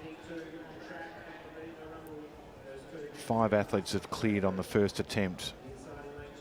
Got Rain, Harding, Zai, the New Zealander, Rangi, Gibson have gone clear. I think we're on 3rd attempts here.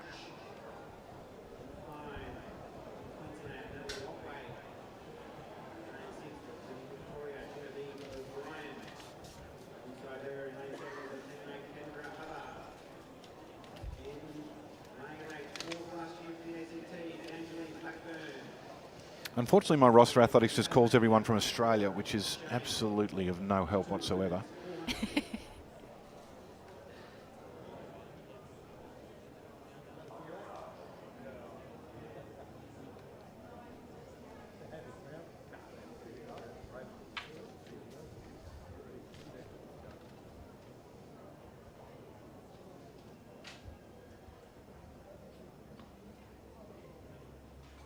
A devastating miss as we go to that second.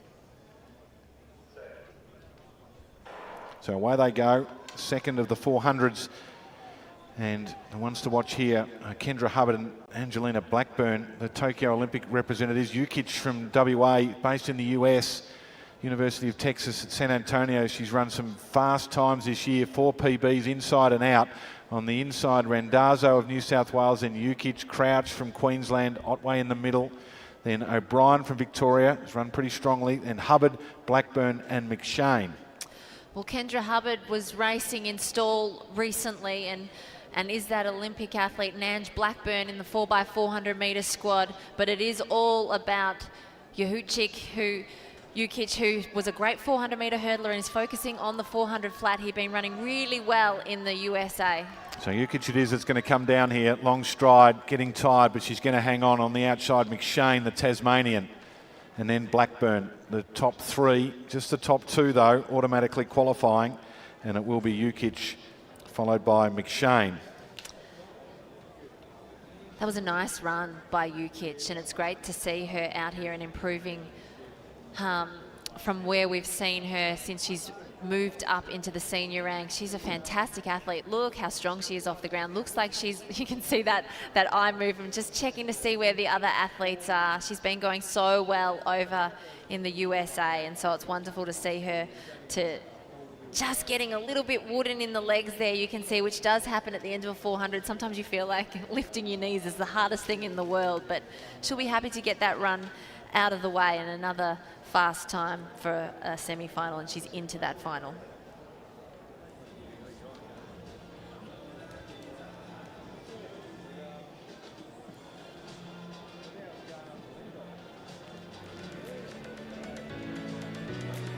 So there's confirmation of the time, 53.94, ahead of McShane, 54.12. So it's interesting to think about Jukic. You know, she's been running indoors over there in America. She's had consecutive 400 metre PBs indoors and out in 2024 already.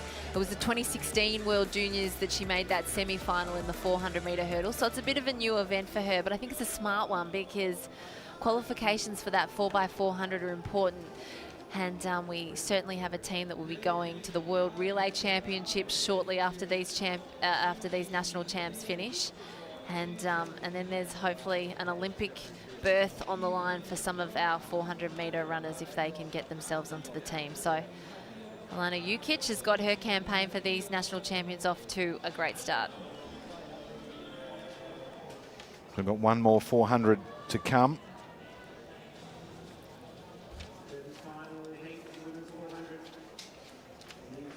Heat 3, ones to watch here will be Michaela Saladinakos of Victoria. She won in Sydney, had the final last year, the Victorian champion. Gemma Pollard, the 18-year-old who skipped the under-20 event after finishing second there last year, was third in Adelaide and Canberra where she ran a PB, but the 18-year-old who we saw at stall 10 days ago, she's got that PB of 52.97. Selena Darkos, other than Bea and Aboya, who ran that fast time at Canberra at the ACT Championships, she is the fastest, second fastest in the field. Jukic third fastest behind Bea. As Plessinger, she goes from the inside. I'm sure Pollard would have watched that under 400 metres earlier today where Rowe ran so fantastically and ran that 53.09 time. So that under 4x400 is looking quite impressive as well. Third and final semi-final of the women's 400. So from the outside, it's Guthrie of New South Wales and Dunn, who was fourth in the New South Wales Championships, have gone out pretty quickly. Craker from New South Wales, Pollard is right behind them. They put a bit of a gap into Bamford of New South Wales. Helena Darkos is moving okay, Blake and Plessinger. So as they go down the back straight, there's a bit of a gap, isn't there? So Pollard and Selena Darkos on her own has had to work her way through that field, and Pollard on the outside is leading that group. Yeah, Pollard's having that really lovely run, being able to use those athletes on the outside of her to work through that top bend. She comes into the bottom bend of the 400 metres. It's starting to get a little bit hard, and here's where Saladinakis is making her move. So she is starting to challenge strongly, isn't she, as Pollard pumps the arms pretty quickly. So the top two automatically qualifying, and Saladinakis takes over. She's strong over the last 50 metres, and she is going to get the win here. And the automatic spot ahead of Pollard. And then it looked like it might have been done.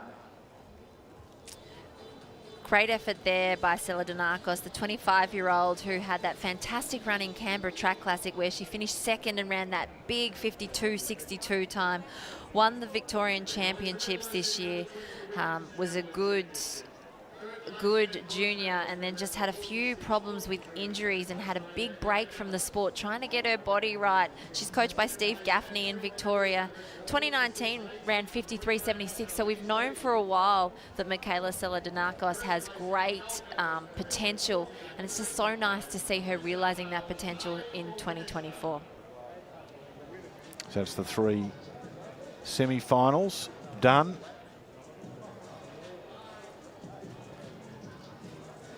Sela-Danakos 53.97. Ahead of Pollard 54.36. Take a look at the summary page. There's Beer, the fastest, 53.20. Ukic, always like it when we see these athletes that are based in the US, haven't been running during the season meets. Zoo will be happy with her run, 53.96 a PB for her. And then Sela-Danakos 53.97. So Beer, certainly the favourite. And interestingly, we don't actually have the national champion here from last year in that event, in Jessie Andrew. No, she's been struggling a bit with injury. So haven't seen much of her all season. She did finish 4th in Canberra, but haven't seen her since then.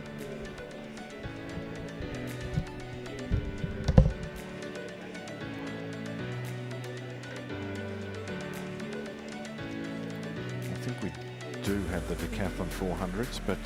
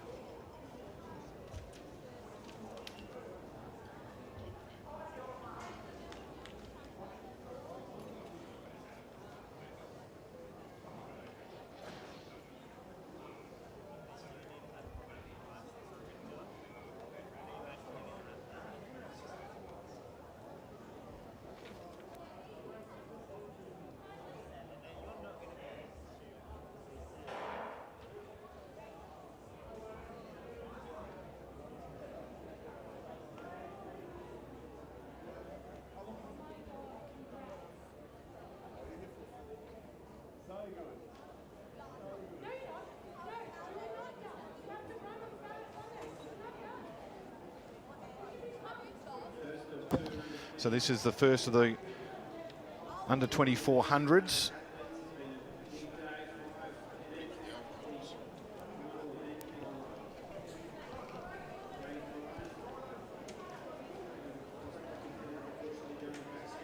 So on the outside it's Rudd, in fact it's Pittman of New South Wales, then back to Jarman.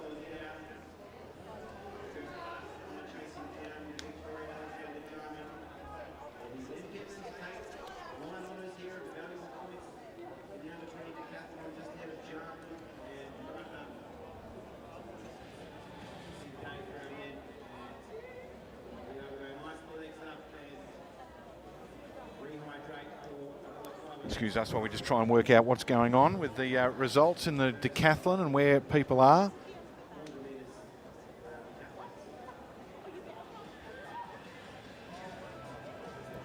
Well, I can tell you is Benjamin Pittman was the winner there. He's currently in 10th spot overall.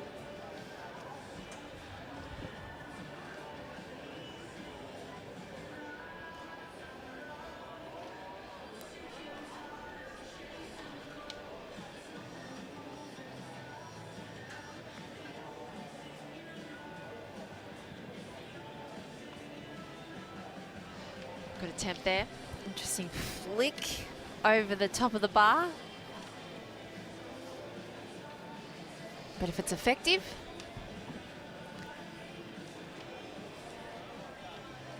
that's the main thing. Got the clearance. So the decathlon under 20, Jack Whiteside, who's leading the way at the moment, the Western Australian. Ahead of Templin, then Leith, Philippou Clues and Everts. And I presume they are all in this second heat, Tamsin. Yes, yes, we've got our sheets, we've got our start list now, and this is the second of the 2 400-metre races on day 1 of the decathlon for the under 20 athletes. Just check here.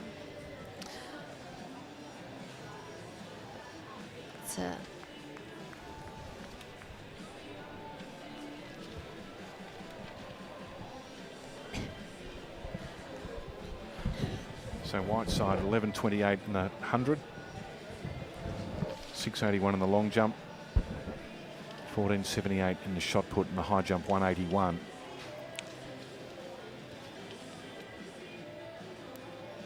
And the qualifying points for the under 20 decathlon is 7,080, and Jack Whiteside, he's done that qualifying with 7.438. So he goes in lane 8 in this 400 metres. So it will be interesting to see how he finishes off this day with points in terms of his personal best. So behind their blocks.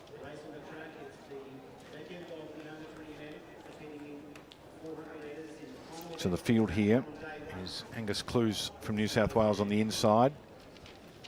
Tilgi of South Australia in 3, Templin of Queensland in 4, Philippou South Australia in 5, Leith of Victoria in 6, Everts from Queensland in 7, Whiteside WA in 8, and Purdy of Queensland in 9. And it's Whiteside who leads from Templin and Leith. He's a quality athlete, isn't he? Jack Whiteside.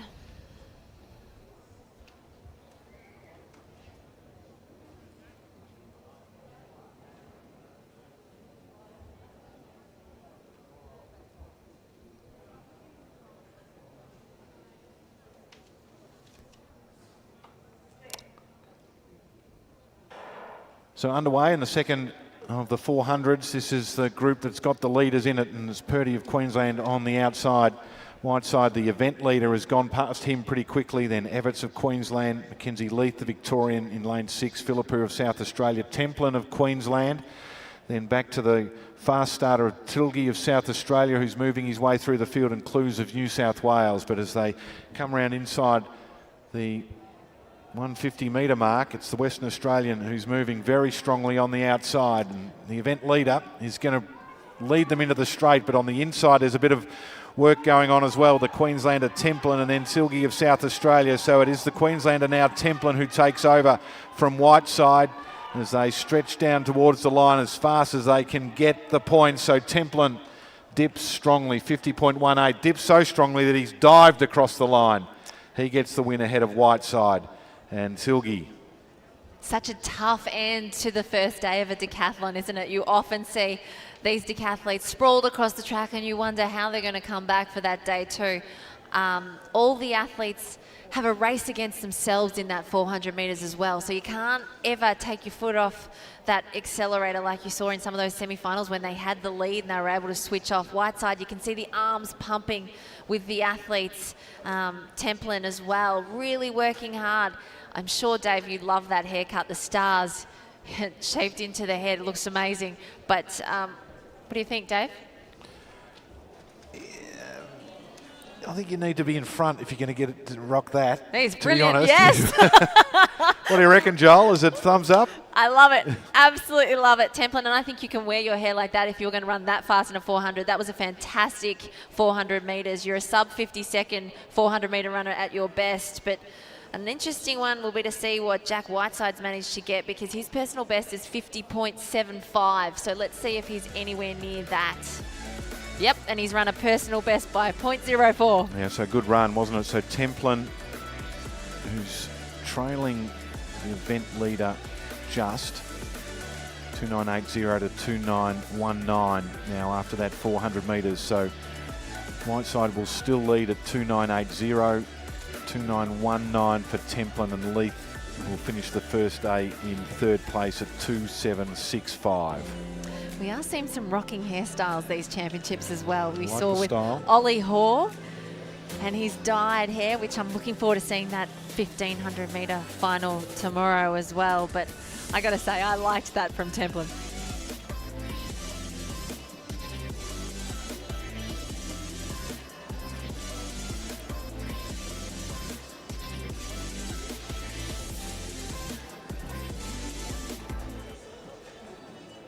So first heat of the men's open 400 decathlon.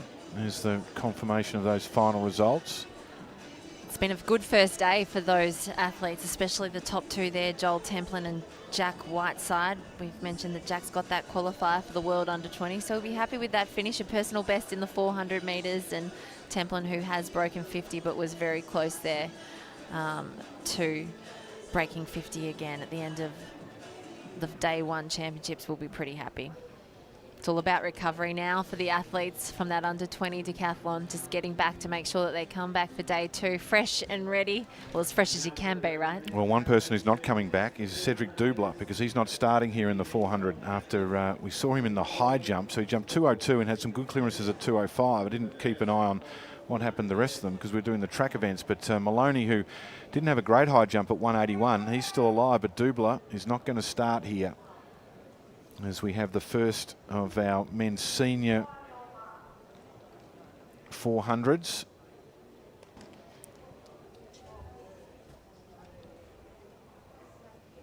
It's Tyler Ford, the South Australian.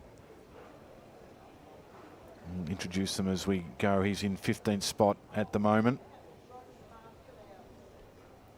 So the leaders, including Maloney, the Olympic bronze medalist, will go in the second one here. So away they go on the inside. It's Washington from South Australia. Then it's Watson Howell, the ACT runner. Then Ford from South Australia. Weston, the South Australian, Martin Clark. He's pulled out, Weston, he's hurt himself. Then Scar from the ACT, Vanderham of New South Wales, Sheehan of New South Wales, and Jarman of Victoria. They're pretty even, aren't they, as they go down the back straight. He's just got to get eyes on who did pull out then, just to make sure that we've got the right person there. So as we see there, the New South Wales athlete Vanderham running very nicely out on the outside lane, but it's the inside athlete in lane two's Patrick Watson-Howell, who's having a great run here. Got a big gap, hasn't he? So Watson-Howell ahead of Ford, and then finishing pretty strongly on the outside is Sheehan, but it will be Watson-Howell who comes down to the line, takes the win. And it might have been Marty Clark, actually. I've given you a... They're over there in the dark, Tamsin, so I'll forgive you, but that was a good run from the winner, Patrick Watson-Howell. Yeah, I'll have a look. He's in 21st spot overall. Yeah, I've got the binoculars out. I can see it's definitely Marty. So as they come into the straight,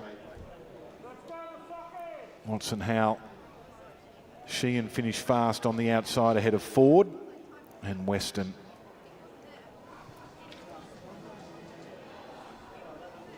Yep, so sorry, South Australians, who I thought it was Fraser Weston that had pulled out, and I looked across and I saw the familiar side of Marty Clark. Really do need to get my eyes checked, Dave.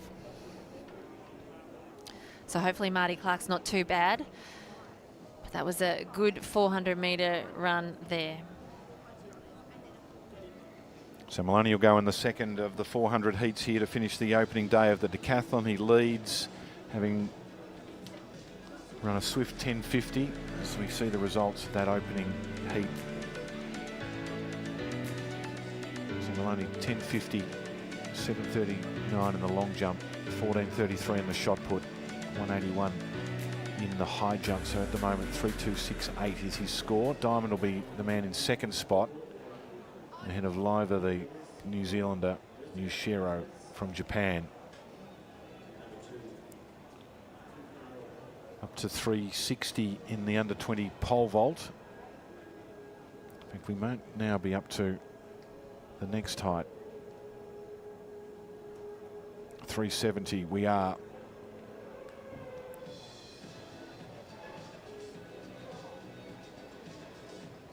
Runner of Queensland. We've got 5 clear. Runner of Queensland, Harding the Victorian, Rangi Victoria, Barker from Western Australia and Jai from New Zealand, who are continuing their attempts. Yushiro. We just saw there. Where's he sitting at the moment? The Japanese, he's in 5th spot. And Ash Maloney with that 45.82 PB. It's a standout, isn't it? Oh, he's such a good athlete. And I just feel so sorry for poor Ash. Since Tokyo Olympics, he's just been trying to manage that body and get it into shape. It's a brutal event, the decathlon. We're talking about making sure that you get all that elite training in to be so fantastic across those 10 events. And Ash Maloney is an Olympic medalist. He did that at such a young age, and he's just trying to get that body right so that he can present what we know he's capable of presenting. He's in lane 7 here, towards the outside. Diamond, who's in 2nd spot, goes from 6 on his inside, and Liver from New Zealand will be one for him to latch on with early. So away they go. Gusev, Queensland, then Liver of New Zealand. Maloney begun pretty quickly, as you would expect. Back to Diamond, put some space into him. Trescoli, the Spaniard. Then Cullen of New South Wales, Doran of Queensland, Yushiro of Japanese, and Temuka of New Zealand. As they go down the back straight, as you would expect, Ash Maloney's begun very swiftly, so he's got them all collared through the first 200. This is fantastic from Ash Maloney. He really accelerated out of those blocks so well. He switched off a little bit down that back straight, took the power out of the run and ran relaxed, and he's running really nicely here. So he's got a good gap, hasn't he, as he comes into the straight. Over of New Zealand on his outside is in 2nd place, and then his fellow New Zealander Temuka on the inside. But it's Maloney who comes down here and is going to take out the 400, 47.92. Great job, and he should be happy with that, because I think for Ash, it's not necessarily about pushing for that personal best. It's about trying to make sure that he can get his body through that decathlon, those 10 events. And once he can do that, then he can start to work on improving those times down to what we know he can do with that personal best. But I love the way he set that race up. He really attacked from the blocks, and you've got to be brave to do that. He then ran down the back straight, taking the power out of the 400 metres so that he could finish it, because if he had have run like he'd run out of the blocks then for the whole way, he would have really tied up. So ran a beautiful back straight, nice and relaxed, held that speed through that into that second bend, and then came off the bend and worked quite strong to the finish line. That was lovely, and I think there were some really good signs for Ash Maloney in that 400 metres. You're right about the attack from the start. It's so important in the 400 to set up your race, and he did it well. So 47.90, he will finish the first day on 4,182, ahead of Liver of New Zealand, who's in 2nd, 3,921, and then Diamond in 3rd spot. Temuka, Yushiro, Trescoli, the Spaniard. So we go down to Robbie Cullen, who's in 3rd place amongst the Australians. He's in 7th overall, but he's in the bronze medal position from an Australian perspective. We head back to the pole vault. And a clearance there at 370. Barker, I think that is.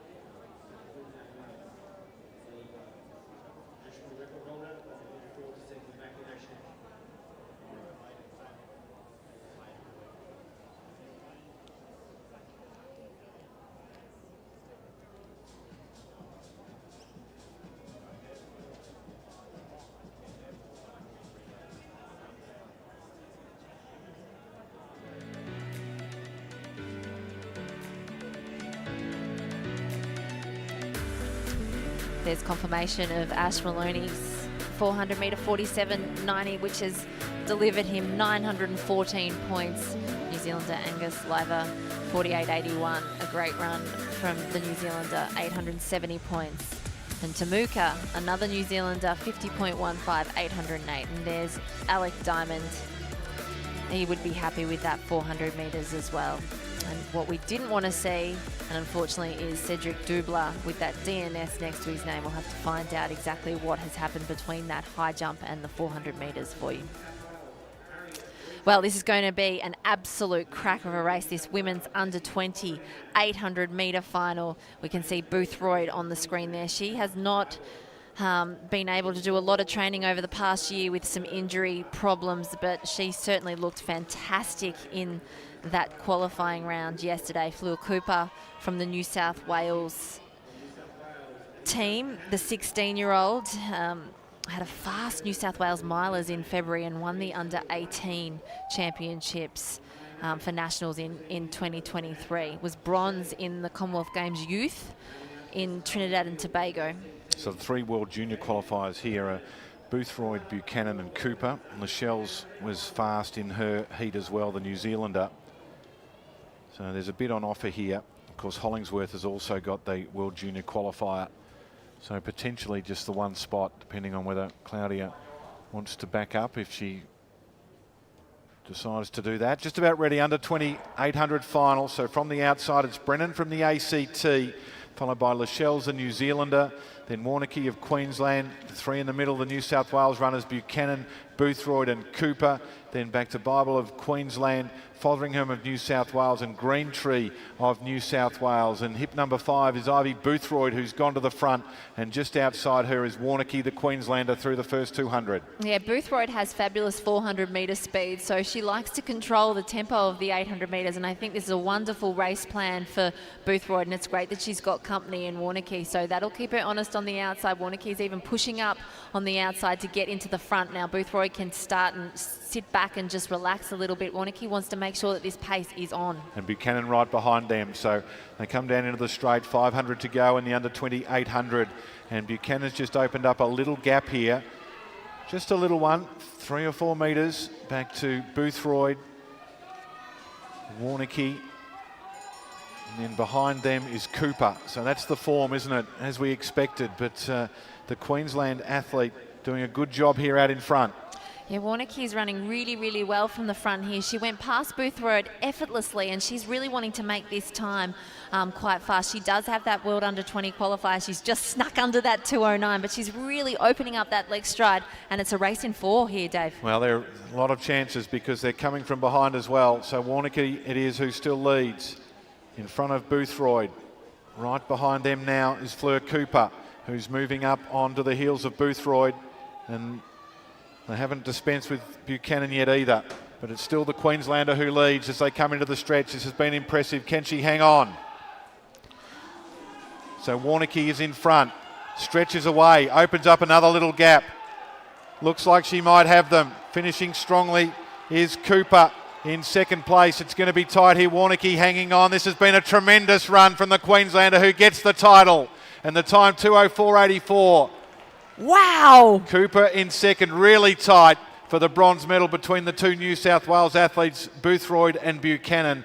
But all honours there to Mari Warneke, the Queenslander. What a run. What an absolutely super run by the Queenslander Warneke. She controlled that race. She let Ivy Boothroyd take the lead down the back straight after the crossover, and then went past her to make sure that first lap clip was so honest. And then even when every challenge came, she was able to fend them off. And even in the front straight, you can see the pain etched across her face, but she is just driving for that finish line and rewarded with a huge personal best. Great run by Warneke, and another great run for Cooper, finishing in that second position. Great effort by all the athletes out there. That was an impressive under 2800 metre final. Well, she had a World Junior qualifier at 2:08.98. She was right down the bottom of the list, but the 2:04.81 has elevated her up the list.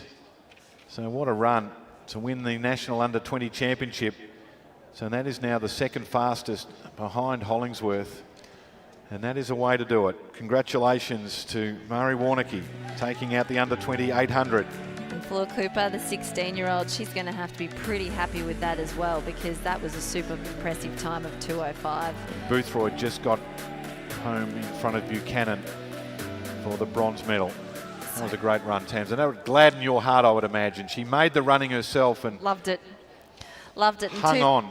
2 personal bests out there in the first and second position, and both athletes should be very proud, whether they get on that plane for the under-20s or not. Anyone in that field, that shows that we've got great 800 metre senior talent, but the depth following in behind is fantastic. Future looks bright. So I have New Zealand with a miss there, 370. Trafina Hewitt. I mentioned her yesterday, not starting in the senior, but she's here in the junior, so that's good. She's clear at 370 along with Rangi. So they're the two that are clear so far. Very excited about this race. Next up on the track, the men's under 20 800 metre final. There's another crop of very talented 800 metre runners coming through, and it's going to be a cracking race. So Donahue was the fastest from the heats ahead of Todd, who we've seen during the domestic races. He was 5th at the Canberra Track Classic, coached by Philo Saunders, the defending champion here. There's Dybel of New South Wales. Alex Hannigan, son of Brendan's got a World Junior qualifier. So is Daniel Williams. Yep. Donahue will be chasing one, the Victorian champion.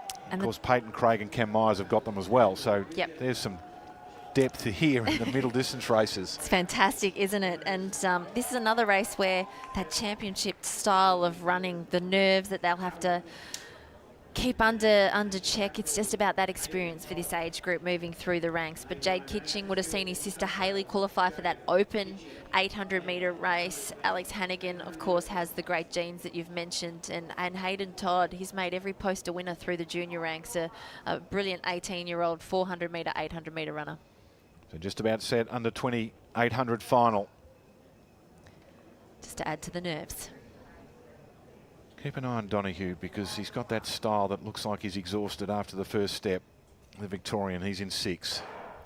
So away they go, under 20 800 final. On the outside, it's Kitching of New South Wales, Hayden Todd. We've seen a lot of him during the summer. An impressive runner, Cowan, the New Zealander, then Donahue, the Victorian. They're pretty tightly bunched. Daniel Williams of New South Wales, Hannigan, the Tasmanian, wearing hip number 4. Then Ford from New Zealand, Brooks from New South Wales, and Dybel of New South Wales. And have a look at this, Tamsin, as they go through the first 200. There's about 6 of them across the track. There's quite a lot of argy-bargy. You can see James Ford, the New Zealander, is on the inside. Hayden Todd's on the outside, and sandwiched in the middle is the other qualifier, Daniel Williams, and having none of it is your man. Donahue said, no, that pace is unacceptable, completely unacceptable, so I'm going to put on a little bit of a spurt. Kitching's gone with him. Hannigan's on the outside, a good-looking mover in the Tasmanian vest, moves up now as they come down to the bell. Have a look at this, throw a blanket over them. It is chilly, so we need the warmth as they hit the bell in 56.56. It is Donahue leading the way, and he's in a great position here to make sure that he stays out of that trouble. Athletes are having to run so wide just to get into that position for the final kick down. Hannigan's running stylishly there in second position, and it's the athlete Hayden Todd who looks like he's ready to pounce. So the quality is now starting to rise as they go down the back straight. 250 metres to go in the under 20 800 final, and it's the man Donahue. Have a look at the style.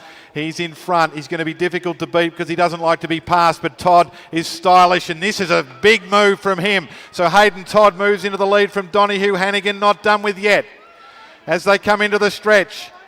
Hayden Todd it is. Donahue desperately trying to hang on ahead of Hannigan, and then the New Zealander and Cowan. So as they come down, Todd is looking most impressive. What a run this has been. He is going to take this out in stylish fashion and gets the title ahead of Donahue and Hannigan.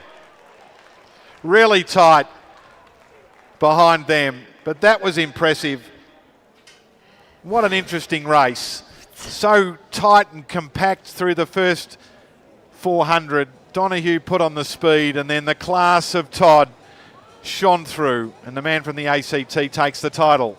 That was so messy. I think a few of these athletes are going to look back on this race and rue their opportunities, because what happened is they just played in the hands of the 400 metre man. And I think, to be fair, Todd probably would have won it no matter what way that race was run.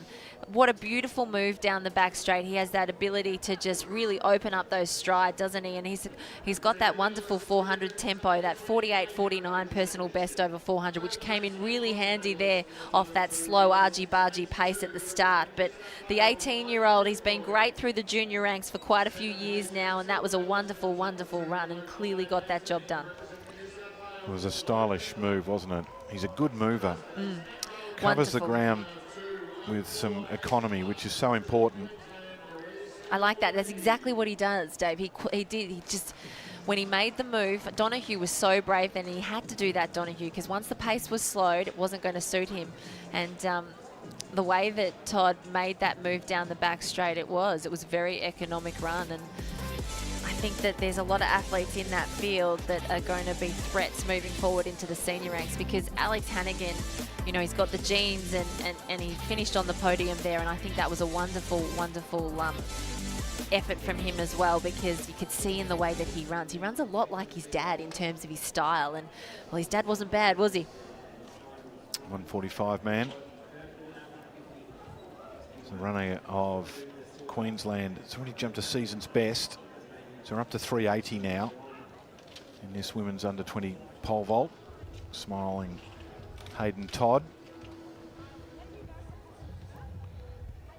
So over at 370, we've got 4 athletes now: Hewitt, Rangi, Barker and Rane. The West Australian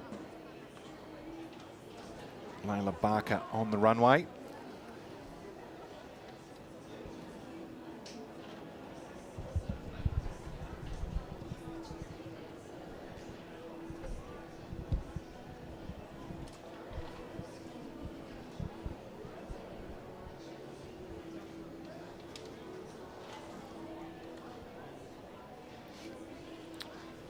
Couple of hurdles semi-finals to come, under 20 women and men, and then the steeplechase for women final will be the last event on the program for this day 2.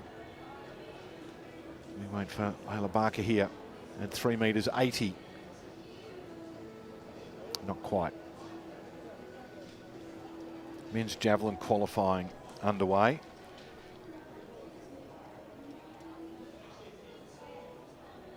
Automatic qualifying 76.50.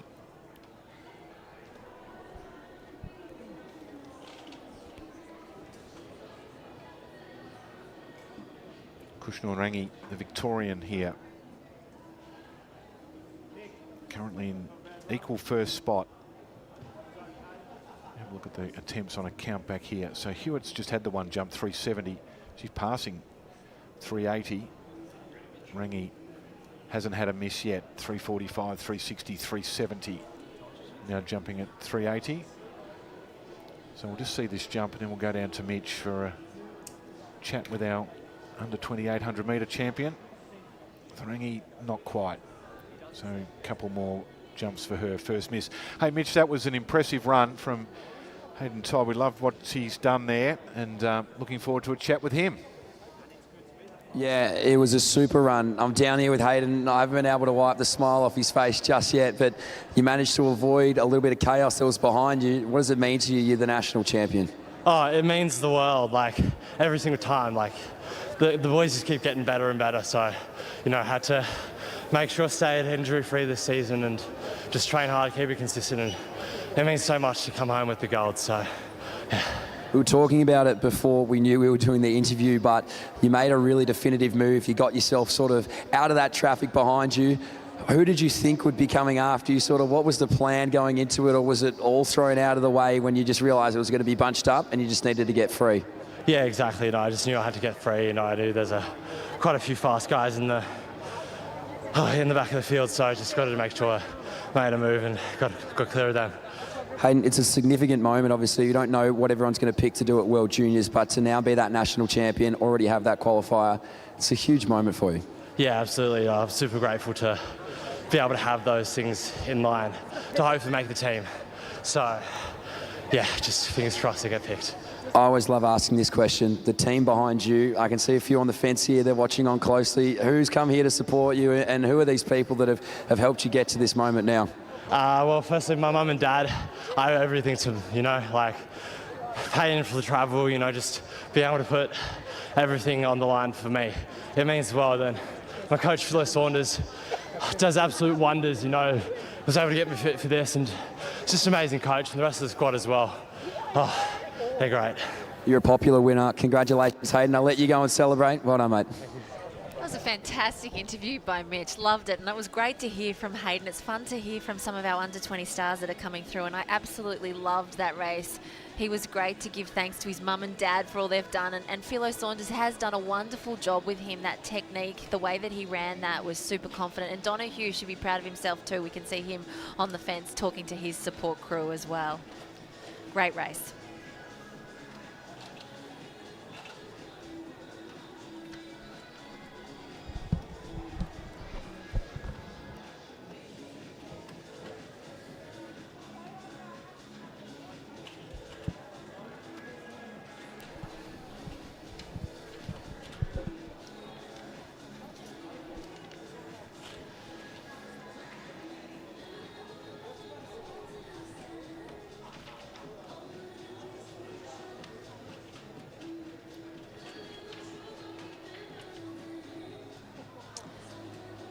women's javelin underway.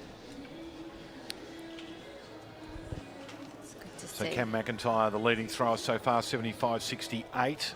Haven't got an automatic qualifier at 76.50. So Cruz Hogan, 2 World Championship representatives. Nash Lois was that World Youth Games medalist, 73.44. William White, 72.73. They're the top 4. It's ringing the top of the runway.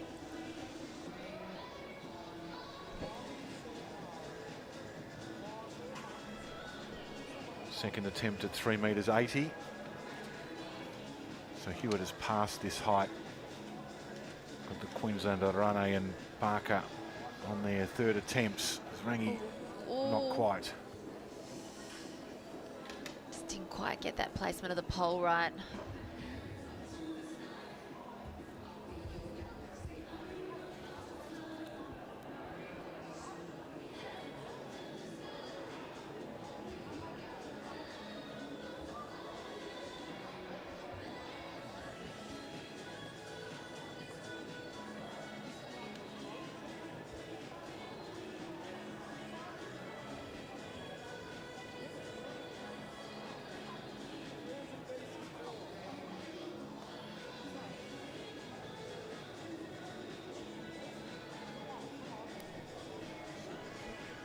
Well, this women's under 20 100-metre hurdles, Heat 1, certainly has a star on the rise, doesn't it? A lot of speak has been made about the New South Wales athlete, the 17-year-old from lane 4 here.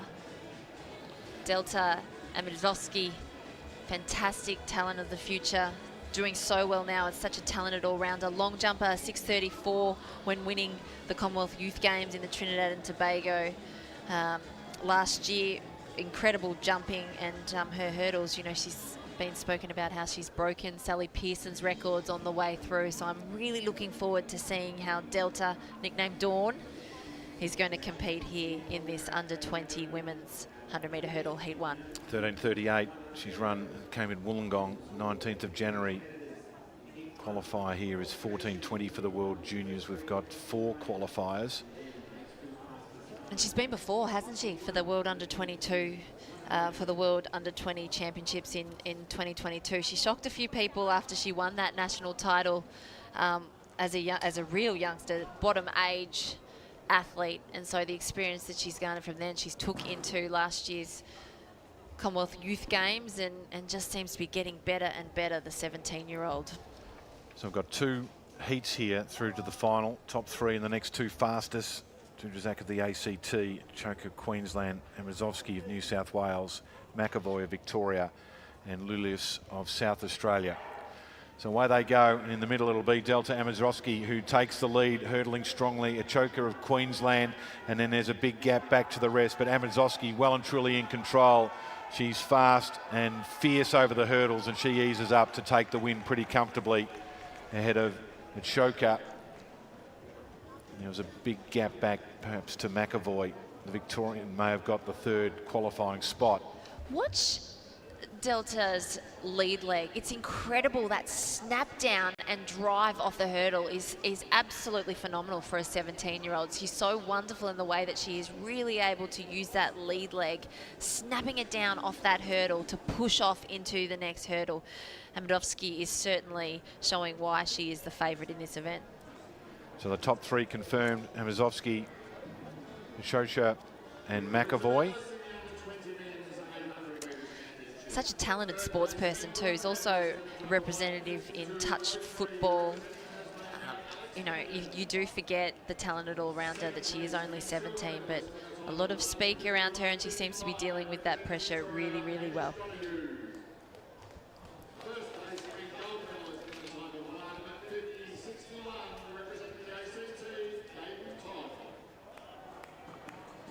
Third and final attempt. Suknorangi here, and not able to get up and over. So currently in 2nd spot. Pretty sure that she's going to be confirmed in 2nd spot. Barker and Renano have both missed theirs, so she's currently tied for the lead because Hewitt hasn't jumped at the next height. So if Hewitt clears the next height, then she'll move into the lead. If not, they're currently tied.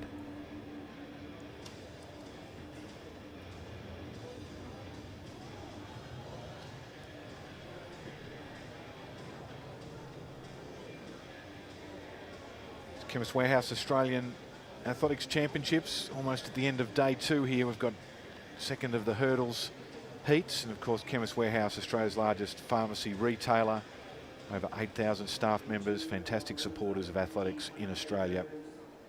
Our teams wear the Chemist Warehouse brand on their uniforms in recognition of that significant support, and they'll do that at the World Athletics events throughout 2024.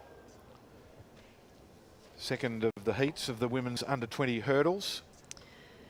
One to watch is lane 4, the Victorian Amali Butcher, the 18-year-old who's rewritten her personal best all year over 100, 200 and 400. Won the Victorian under-20 championship, 200 metres and hurdles, is based in Geelong. Got a couple of World Junior qualifiers here in Butcher and also Richards. They go in 4 and 5. So away they go. And it is Butcher who's got the best of the start ahead of Richards. Back on the inside, the Queenslander Ledvig. And they're hurdling pretty nicely, aren't they? Richards in front just ahead of Butcher, who's now starting to take over. And she gets the win. So Butcher ahead of Richards. And then back to Ludwig, the Queenslander, on the inside. That was a good race, wasn't it? Richards got a fast start and was leading at halfway. It took a while for Butcher to reel her in. Well, there's a bit on the line, isn't there, with those World Under-20 qualifying standards having been met. So you kind of want that bragging rights in this heat. They've got a bit of time before they go for it a little bit in this race. You can't switch off in a hurdles, obviously. You've got to go all the way through, get that stride pattern happening, make sure that your technique is sound, and I think that both athletes will be happy to get through to that final unscathed. But a great run by Butcher from Victoria and Richards as well. So Amazovski's got the fastest time by a long way there, 13.50 ahead of Butcher, 13.87, Richards 14.05. The automatic qualifiers as we look at the confirmation of the second heat. At the moment we've got Julius, Zuzak, and if they're taking 9, Mutton will be the 9th athlete to go through to the final. So here's Hewitt. This will be for the gold medal here if she can go clear. And she does. So past the 380 with good reason, because she had the confidence to know that she was able to clear the next height. But you still have to do it, don't you? And you kind of saw that little bit of relief and happiness. 395 was the height of the bar, so she was able to clear that, dispense with the previous height, and that will be the win for Trofina Hewitt in the under-20 pole vault. She'll probably put that bar up higher and see if she can get a personal best out, though. She's got a qualifier? She does, lots of them. So 4 metres is the qualifying. She's jumped 4.10, a couple of 4.05, so I imagine that will confirm her spot on the team for the World Junior Championships. Men's javelin qualification, we can see them there. McIntyre, Hogan, Lois, as you would expect, they're the top 3. Hamish Peacock also qualifying, being a Commonwealth Games rep. Medalist. We've seen a number of athletes rocking the Pumas. They're an official partner of Athletics Australia and prepared to experience running the way it should feel with the Puma Velocity Nitro 3, the perfect training partner, fueled by Nitro, providing enhanced cushioning for everyday runners. The upgraded Nitro Velocity 3 has 2 millimetres more nitro foam, creating the perfect training partner for each and every run type. Well, we've got some good events to come still here. We've got the 110-metre hurdles men under 20 heats as we see confirmation of the results in that under 20. It was clearly Amidovsky, the 13.50, Amali Butcher and Alexandra Richards also getting their qualification done well. And at the moment it's showing 8 in that final. We have been told, well, that's just a graphic thing. We have been told that they'll take 9. So fingers crossed they will. Yeah. Anyway, don't disappoint the family if you're riding the 9th, but we're pretty much using all the lanes here if we can, which I think is a good idea. So Hewitt has moved that bar up, even though she's won the event. She's wanting to see if she can get a good height. If you're feeling good, you might as well go for it, right? And she certainly looks like she's feeling good out there. That was a great clearance for her to win that gold medal. So it was 385. Now it's at 4 metres. So she cleared the 385, having passed at 380. As we've heard from Mitch, it's a little cool once the sun disappears. A couple more events to go, and that's how cool it is. We're quite comfortable in here in the heated commentary position, but it's amazing. During the day, it's nice, and then if you haven't brought your blanket, you're in a bit of strife because you can see they are all rugged up.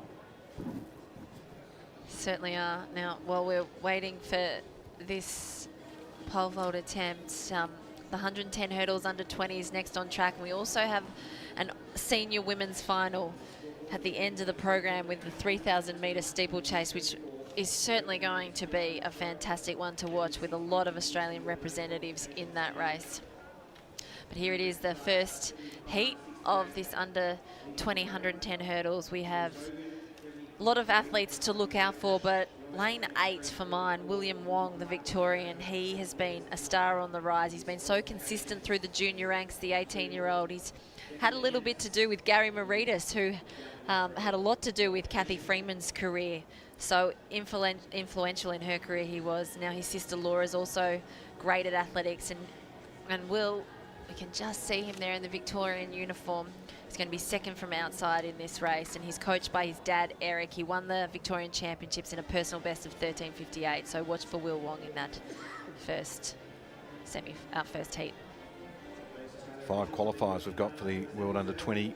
Qualifying times 14:20. It's headed by Wong at 13:52. As we look at Hewitt, who's having her attempt here at 4 metres. World Junior qualifier.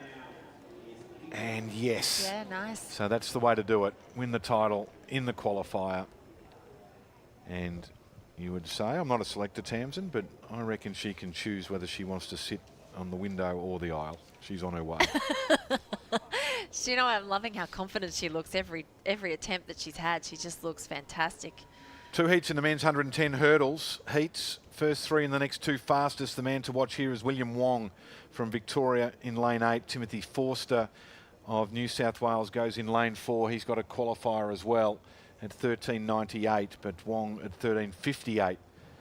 The height of the hurdles here just a notch below the seniors at 3'3" rather than 3'6". So away they go. On the outside, Wong has begun quickly. A few problems for Forster on the inside, has hit a couple of hurdles, but Wong running strongly. The Tasmanian Waters is having a good race as well. Top 3 only going through, so it is Wong. Forster got himself together after a scratchy beginning to get up into second. Good run from Waters, the Tasmanian as well, who was there in the middle stages. So 13:97 for William Wong, ahead of Forster at 14:80 and Waters at 14:98.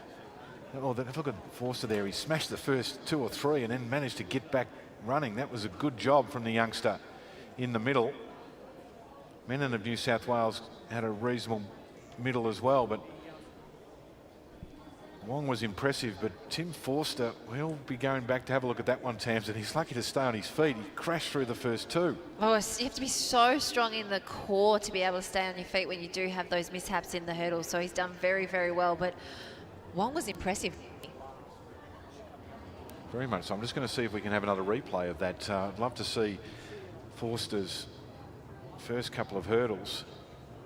Let's have a Here look we go. here. Have a look at him. The New South Wales Wowzers. athlete, bang, and he Wowzers. smashed that one as well and nearly fell over. And now let's keep an eye on him, because what he's done here to be able to get back through, that's very good composure from the young athlete. He's got a World Junior qualifier, but his World Junior Championship aspirations could have gone out the window there. Do you know, that was quite incredible that he did stay on his feet there. You're right. It was because the thing is, with the hurdles, the high hurdles, once you hit one of them, your center of gravity drops. And then to try and make sure that you still have your center of gravity in that optimal position to take off at that next hurdle when you've only got 3 strides in between, as we see him. So maybe just taking a sigh of relief there, Forster, because he knows that he's got away with one there. But he was able to hold that course so strong. He would have had to put a lot of effort into those legs to make sure that he had to push off extra hard to get over the hurdles, because he was was at a lower centre of gravity by the time he was getting to that second hurdle and then the third. Then he got into his running and he was okay. He finally got it right, didn't he, halfway down, and then he improved tremendously. So Wong ahead of Forster and Waters, and then Menon and Davidson will be watching this second one with a lot of interest. Height of the bar in the under 20 pole vault's gone up to 4.20 meters now for Hewitt. So that's not too far away. One heat of the hurdles to come, and then we've got the steeplechase. So Hewitt getting ready, javelin continuing. Our athletes taking their second and third attempts here, looking for a spot in the top 10. Reminder, you can head to Roster Athletics and download the app. So Hewitt here at 4.20 meters. Her personal best, if she can go clear, up she goes, and it doesn't stay on. It was close. It was a good attempt. You just feel like she's ready for it tonight, don't you? Look at that energy that she's taking after every attempt. Like, she knows that she's in shape for this personal best. Would not be surprised if she does sail over that. Now here we have a fantastic heat too. It's going to be a tough one. Rashid Kaba, you saw him putting his hands up there. He is a character of track and field. He made the final of that under 20 100 meters, that incredible final yesterday. So watch for him in lane 5. And Eldridge, the 18-year-old who's broken 11 seconds over 100 meters also this year for the first time, and he was 5th in this race last year. He's one to watch. So they're the two qualifiers for the World Juniors. Kaba at 13.86, Eldridge at 13.84. Not much between the two of them. Kaba is in 5. Eldridge is in lane 8, Queenslander. In fact, he's not there, Eldridge. Lane 8, that looks empty to me. It does to me as well. That's a disappointing. So the two New Zealanders, Dunn and Brown, go in 7 and 8. And we've got Alex Dunn, who's got a qualifier, the Australian from South Australia, in lane 6. So he's next to Kaba.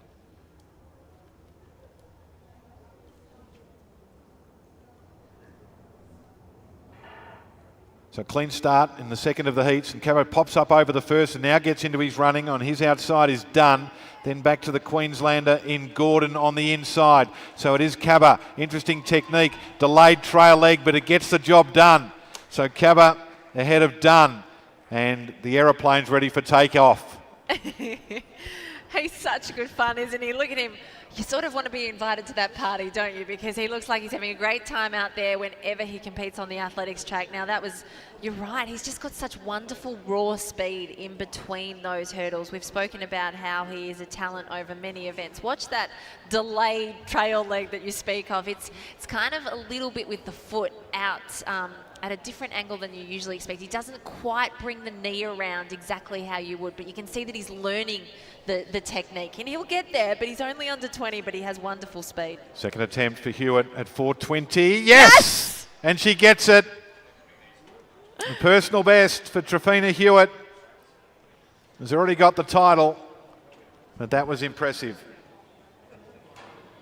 That was very impressive. Brilliant. You know what? I think with Rashid Kaba, I feel like he's starting to become the male dancing hurdler. We've got Michelle Jenica, who's the world famous global dancing hurdler, but maybe Kaba's just making sure that he's also, there he is. Well, let's find Mitch and have a word to the youngster, because we like his style, Rashid Kaba. Not sure, is Mitch still down there? Yep, Mitch is there. Let's get Mitch to have a chat. Rashid's waving busily to his fans. But let's hear from the young man, and we've enjoyed his swagger. Got a lot of pop. Technique needs a little bit of work, but that's okay when you're a youngster. So we've seen some... poor old Darcy, our man down there, is just running around now trying to busily find the microphone. Mitch is strolling over. Height of the bar is going to continue to go up in the under 20. So we're ready. Let's hear from him. Rashid Kaba, he's entertained us, Mitch. Yeah, I am here with Rashid Kaba. I'm just catching up here. Rashid, how did you feel out there? Oh, yeah, it was all right. Like, yeah, the commentators like to say a lot about my phone. but that's okay. I think Tamsin is only talking about you dancing so much because she's waiting for a lesson, okay? So she's ready to dance. Rashid, you bring a lot of entertainment to the track. Outside of the performances that you continue to do, the showmanship, where does it come from? I don't know, it's just my way of like getting in the zone almost. They're playing music, so I'm just like doing it. Do you think about it beforehand, or is it it comes to you? It kind of just comes to me. Like, it depends on the song that's playing. So. Any requests? Oh, no, it's fine. I play whatever, bro. Okay. So 2000 songs. Okay. 2010 songs. 2010, this man starts dancing. Excited for the final ahead? Oh, yeah, I'm excited. And it's going to be not at night. Rashid, we'll let you go. 2010s, if you're listening for the final, he'll be ready to go. Congratulations. Thank you. Now, alas, my playlist is pretty much stuck in the 80s and 90s, so I'm not going to be much help to him. Tamsin, yours might be a little more towards the 2010s. No, listen, I listen to all the playlists, but I am able to confirm that your playlist is back in the day because you've been giving me a lift, kindly been giving me a lift to the track every day. And well, that's just the radio. That's not my playlist. My playlist is only jump songs. So jump in my car, jump around, crisscross jump, Pointer Sisters jump.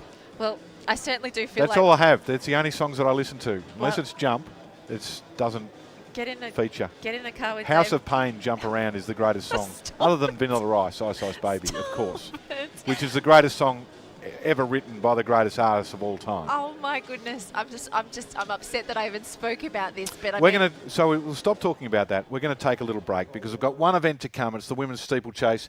We've got a little bit of time until the athletes come out. They're setting up, so we'll just take a little break here and we'll come back with the final event of the day on day 2 of the Chemist Warehouse Australian Track and Field Championships. One pharmacy group has voluntarily passed on the full $1 prescription discount to all eligible patients on all concessional scripts. And we will continue to stand by our commitment to make healthcare more affordable for all Australians. So every Australian pensioner, veteran or concession card holder saves $1 off their prescription. That's added up to an incredible $100 million. Chemist Warehouse, always here for you. Discounting prescriptions in every store, every day.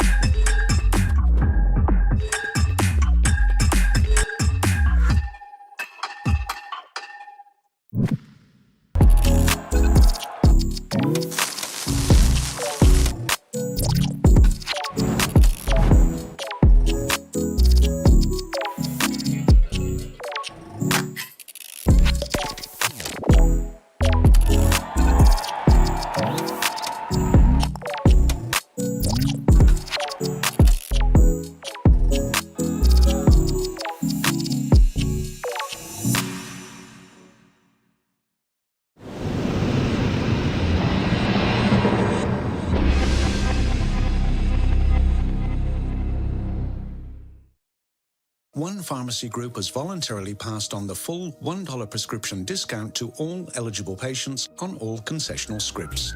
And we will continue to stand by our commitment to make healthcare more affordable for all Australians. So every Australian pensioner, veteran or concession card holder saves $1 off their prescription. That's added up to an incredible $100 million. Chemist Warehouse, always here for you. Discounting every day.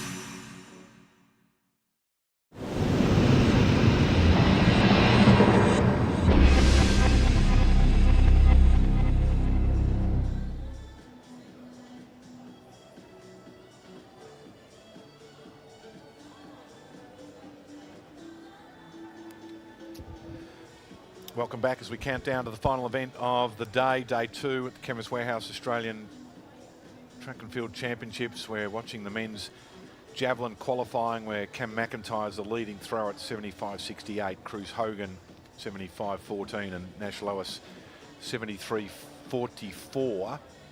And currently in 10th place is Hadi Al-Shabagi, the Victorian, at 61.48. Trafina Hewitt has got one more attempt remaining at 4 metres 25. And the steeplechasers are assembling on the back straight for the women's final. Big field, 17 competitors on the start sheet.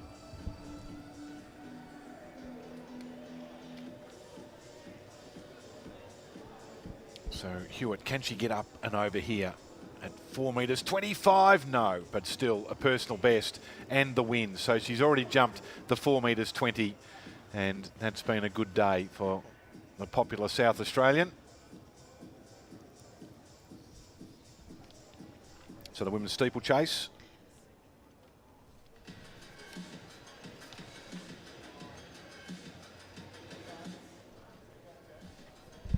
And once again, Tamsin, our start list is not in the order of the people who are running.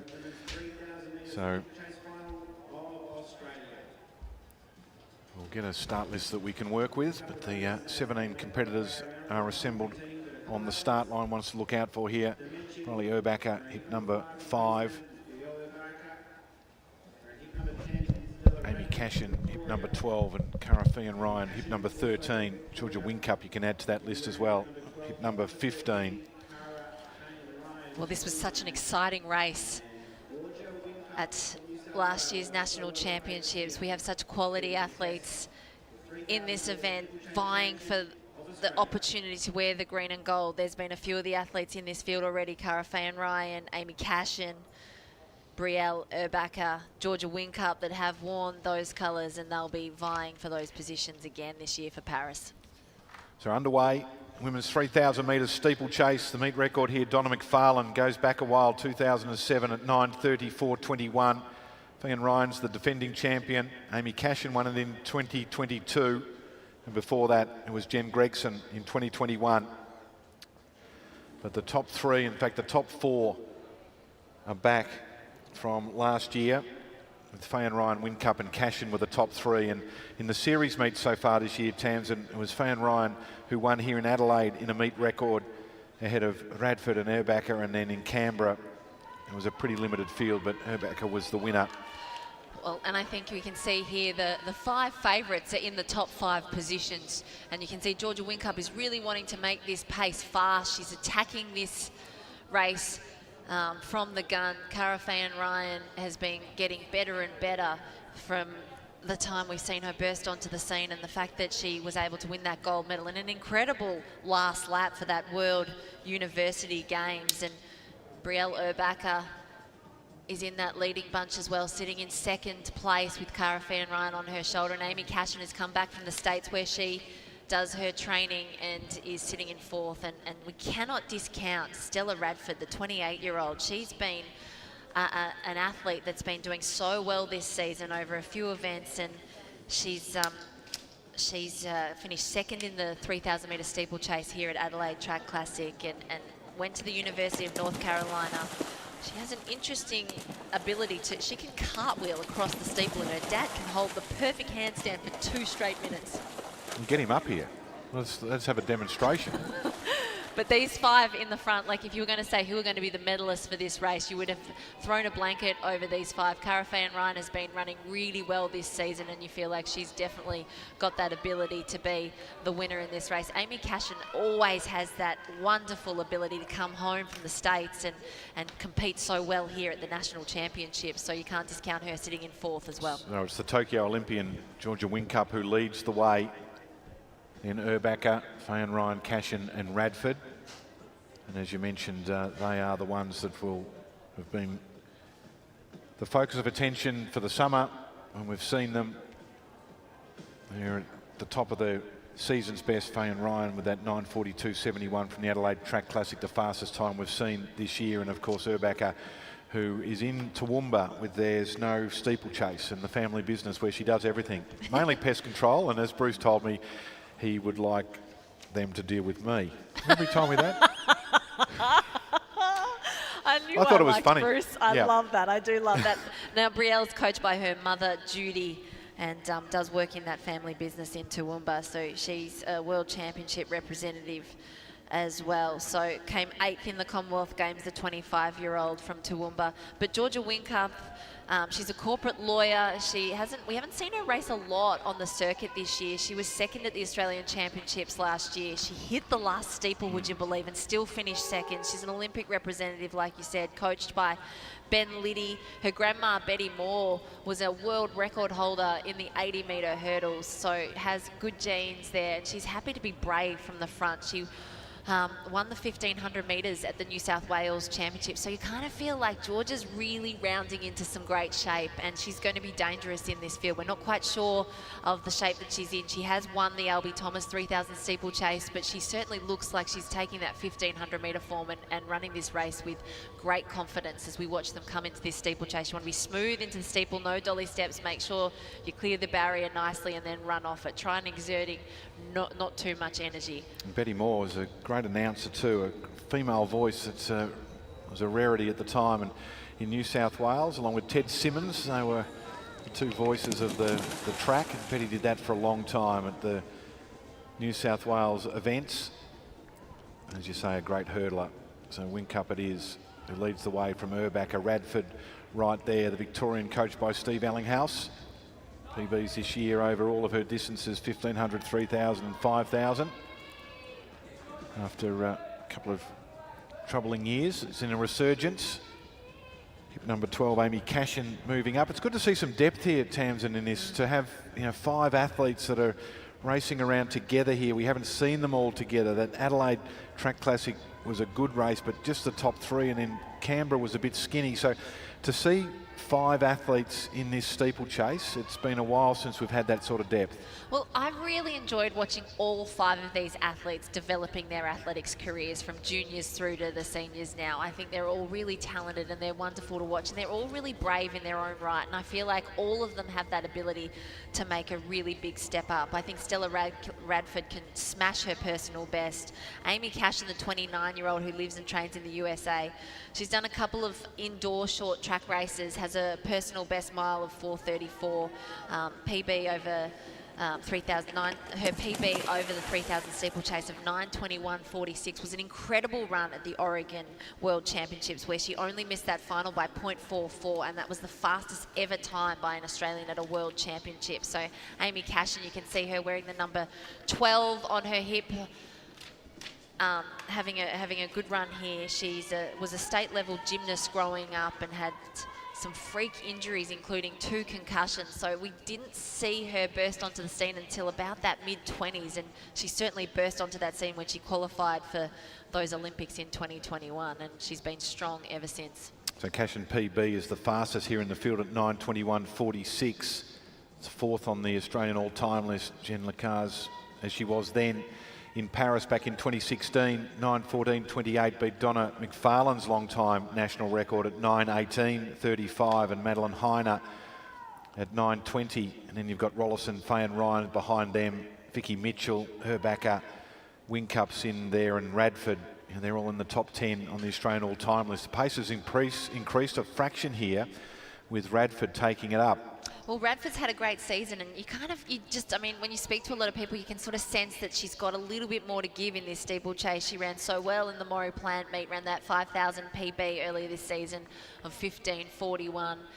She also has good speed too, so I feel like this is a good move. She's got the long strides, and when you're running into that steeplechase, you want to have clear air so that you can, and you see her clear it by so much, because she does have those long legs that she can hurdle over the steeple so well. So Radford with 2 laps to go, pace starting to increase. Cashin on the outside, Whincup, then Faye and Ryan. Whincup looks like she's dropping off the back, so it's unfortunately. Urbacher in the middle. So, but you can't discount Whincup. Just sometimes it's just there might be a little bit of a acceleration in the pace, and if they take their foot off the pedal here. Whincup will get back on. She's just got to stay nice and strong and just run this lap and just see what happens in front of her. But it looks like these 4 athletes at the moment are really wanting to keep this tempo going. It looks like Cara Fan Ryan is moving wide now and starting to make her move. It's a long run for home, but she's starting to make it. 600 to go in the women's steeplechase, and Fan Ryan takes up the running ahead of Cashin, Radford. And Urbacher just trying to hang on, isn't she, as they go over the water jump for the penultimate time. So Fan Ryan it'll be who leads them into the straight here. 500 to go.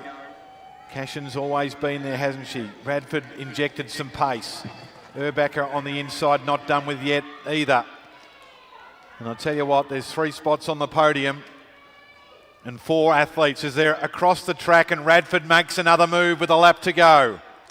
Oh, and they're starting to pass runners now, and so that makes it quite tricky in trying to get around them and clear that steeplechase. But Amy Cashin has made that run for home. She's been having a great season over the USA and the indoor circuit, and so has she got the legs to run some sting out of the other 3 over this last 300 metres? She is really starting to drive down that back straight and open that stride length out. So Amy Cashin won the title in 2022. She's in front. Radford not done with yet. Urbacher there as well, and Faye and Ryan just desperately trying to hang on as they go over the barrier with 200 to go.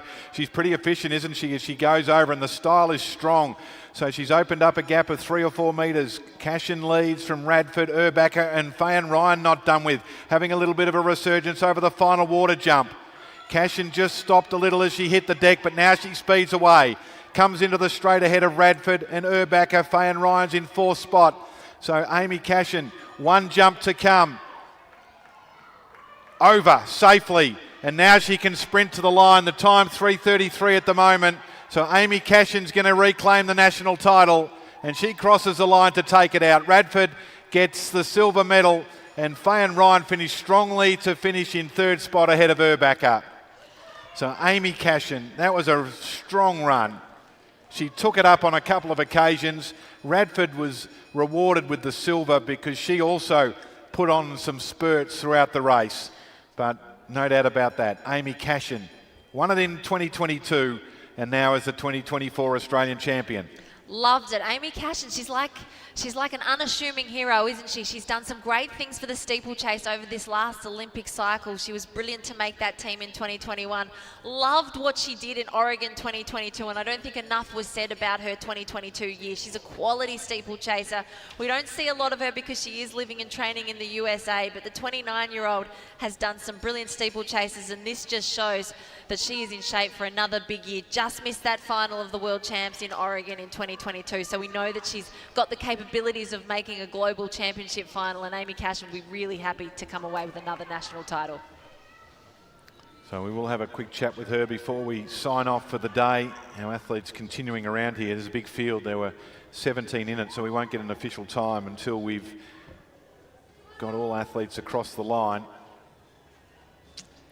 I think Stella Radford, hopefully she's got very close to her personal best of 9:39 and season best of 9:49. So she looks like she's got a bit more to give in this event as well. Cara Fan Ryan over that water jump really hit hard, and you could see these athletes were so super tired in their legs. Georgia Whincup did a great job to set that pace early and make sure that it was a good, honest tempo. And unfortunately, she dropped off, and then you could see that Brielle, Urbacher, and Cara Fan Ryan paid for it a little bit in that last lap. And Urbacher was the unlucky one who ended up off that podium because she had a great run over the steeplechase here tonight. It was just one of those things where 5 incredible athletes don't go into 3. And I think Mitch has got hold of Amy Cashin, our winner. So let's hear from Amy now. Okay, we do have Amy Cashin down here. The word of the night, relieved. Congratulations, what a way to run that. The last 600 was blistering. How do you feel? Yeah, I feel good, you know. Our steeple crew is just so deep right now. So going into this race, I knew there was 5 of us. And it was just, you know, you've got so much respect for your competitors. So they're just like, oh, when am I going to go? And thankfully I felt better than I did last year, so I was able to kind of finish it off how I wanted. That last 600 I mentioned was so fast, but the way that it was set up before that was really interesting. But I had Stella at the front, then you'd move around. Cara had a turn, really shared the load. What was your thought process going into it? You know, I think the biggest thing is I just wanted to be with the girls. Like, I think, you know, again, it comes down to, I know they've had wicked seasons so far. Like, Stella broke 9 minutes for the 3K the other day for the first time. And so kind of out there, I was like, no, I want to make sure I'm with them and just kind of stay with them, and knew that I'd be pulled along quite well. Now, you are in a bit different training environments than what most of these women would say. Let's walk through it. West Virginia. What's it like training in West Virginia? Well, I'll tell you, everyone's been complaining about how cold it is tonight. My last day in America, it was snowing while I was out practicing, so I'm actually quite hot right now. But yeah, it's always difficult because our outdoor season starts now. Like, I think the big weekend of racing is this weekend in the States.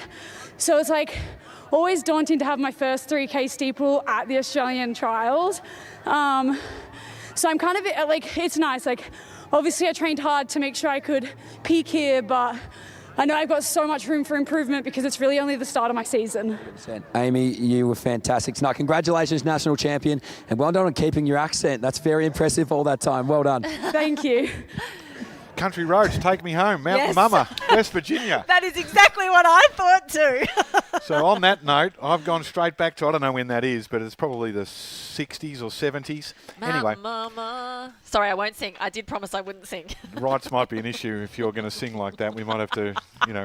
Anyway, that rounds out day 2 of the Chemist Warehouse Australian Track and Field Championships. Amy Cashin, Stella Radford and Cara Fee and Ryan were confirmed as the medalists. Hope you've enjoyed all of that. We're going to be back tomorrow. I think we're on air about 10:50 in the morning. We've got a big day, men's and women's 100 finals, a lot of other action to take place. But on behalf of Mitch Dyer, Tams and the entire crew, hope you've enjoyed the coverage here on 7+. And we're going to see you tomorrow when we're going to come back and do it all again.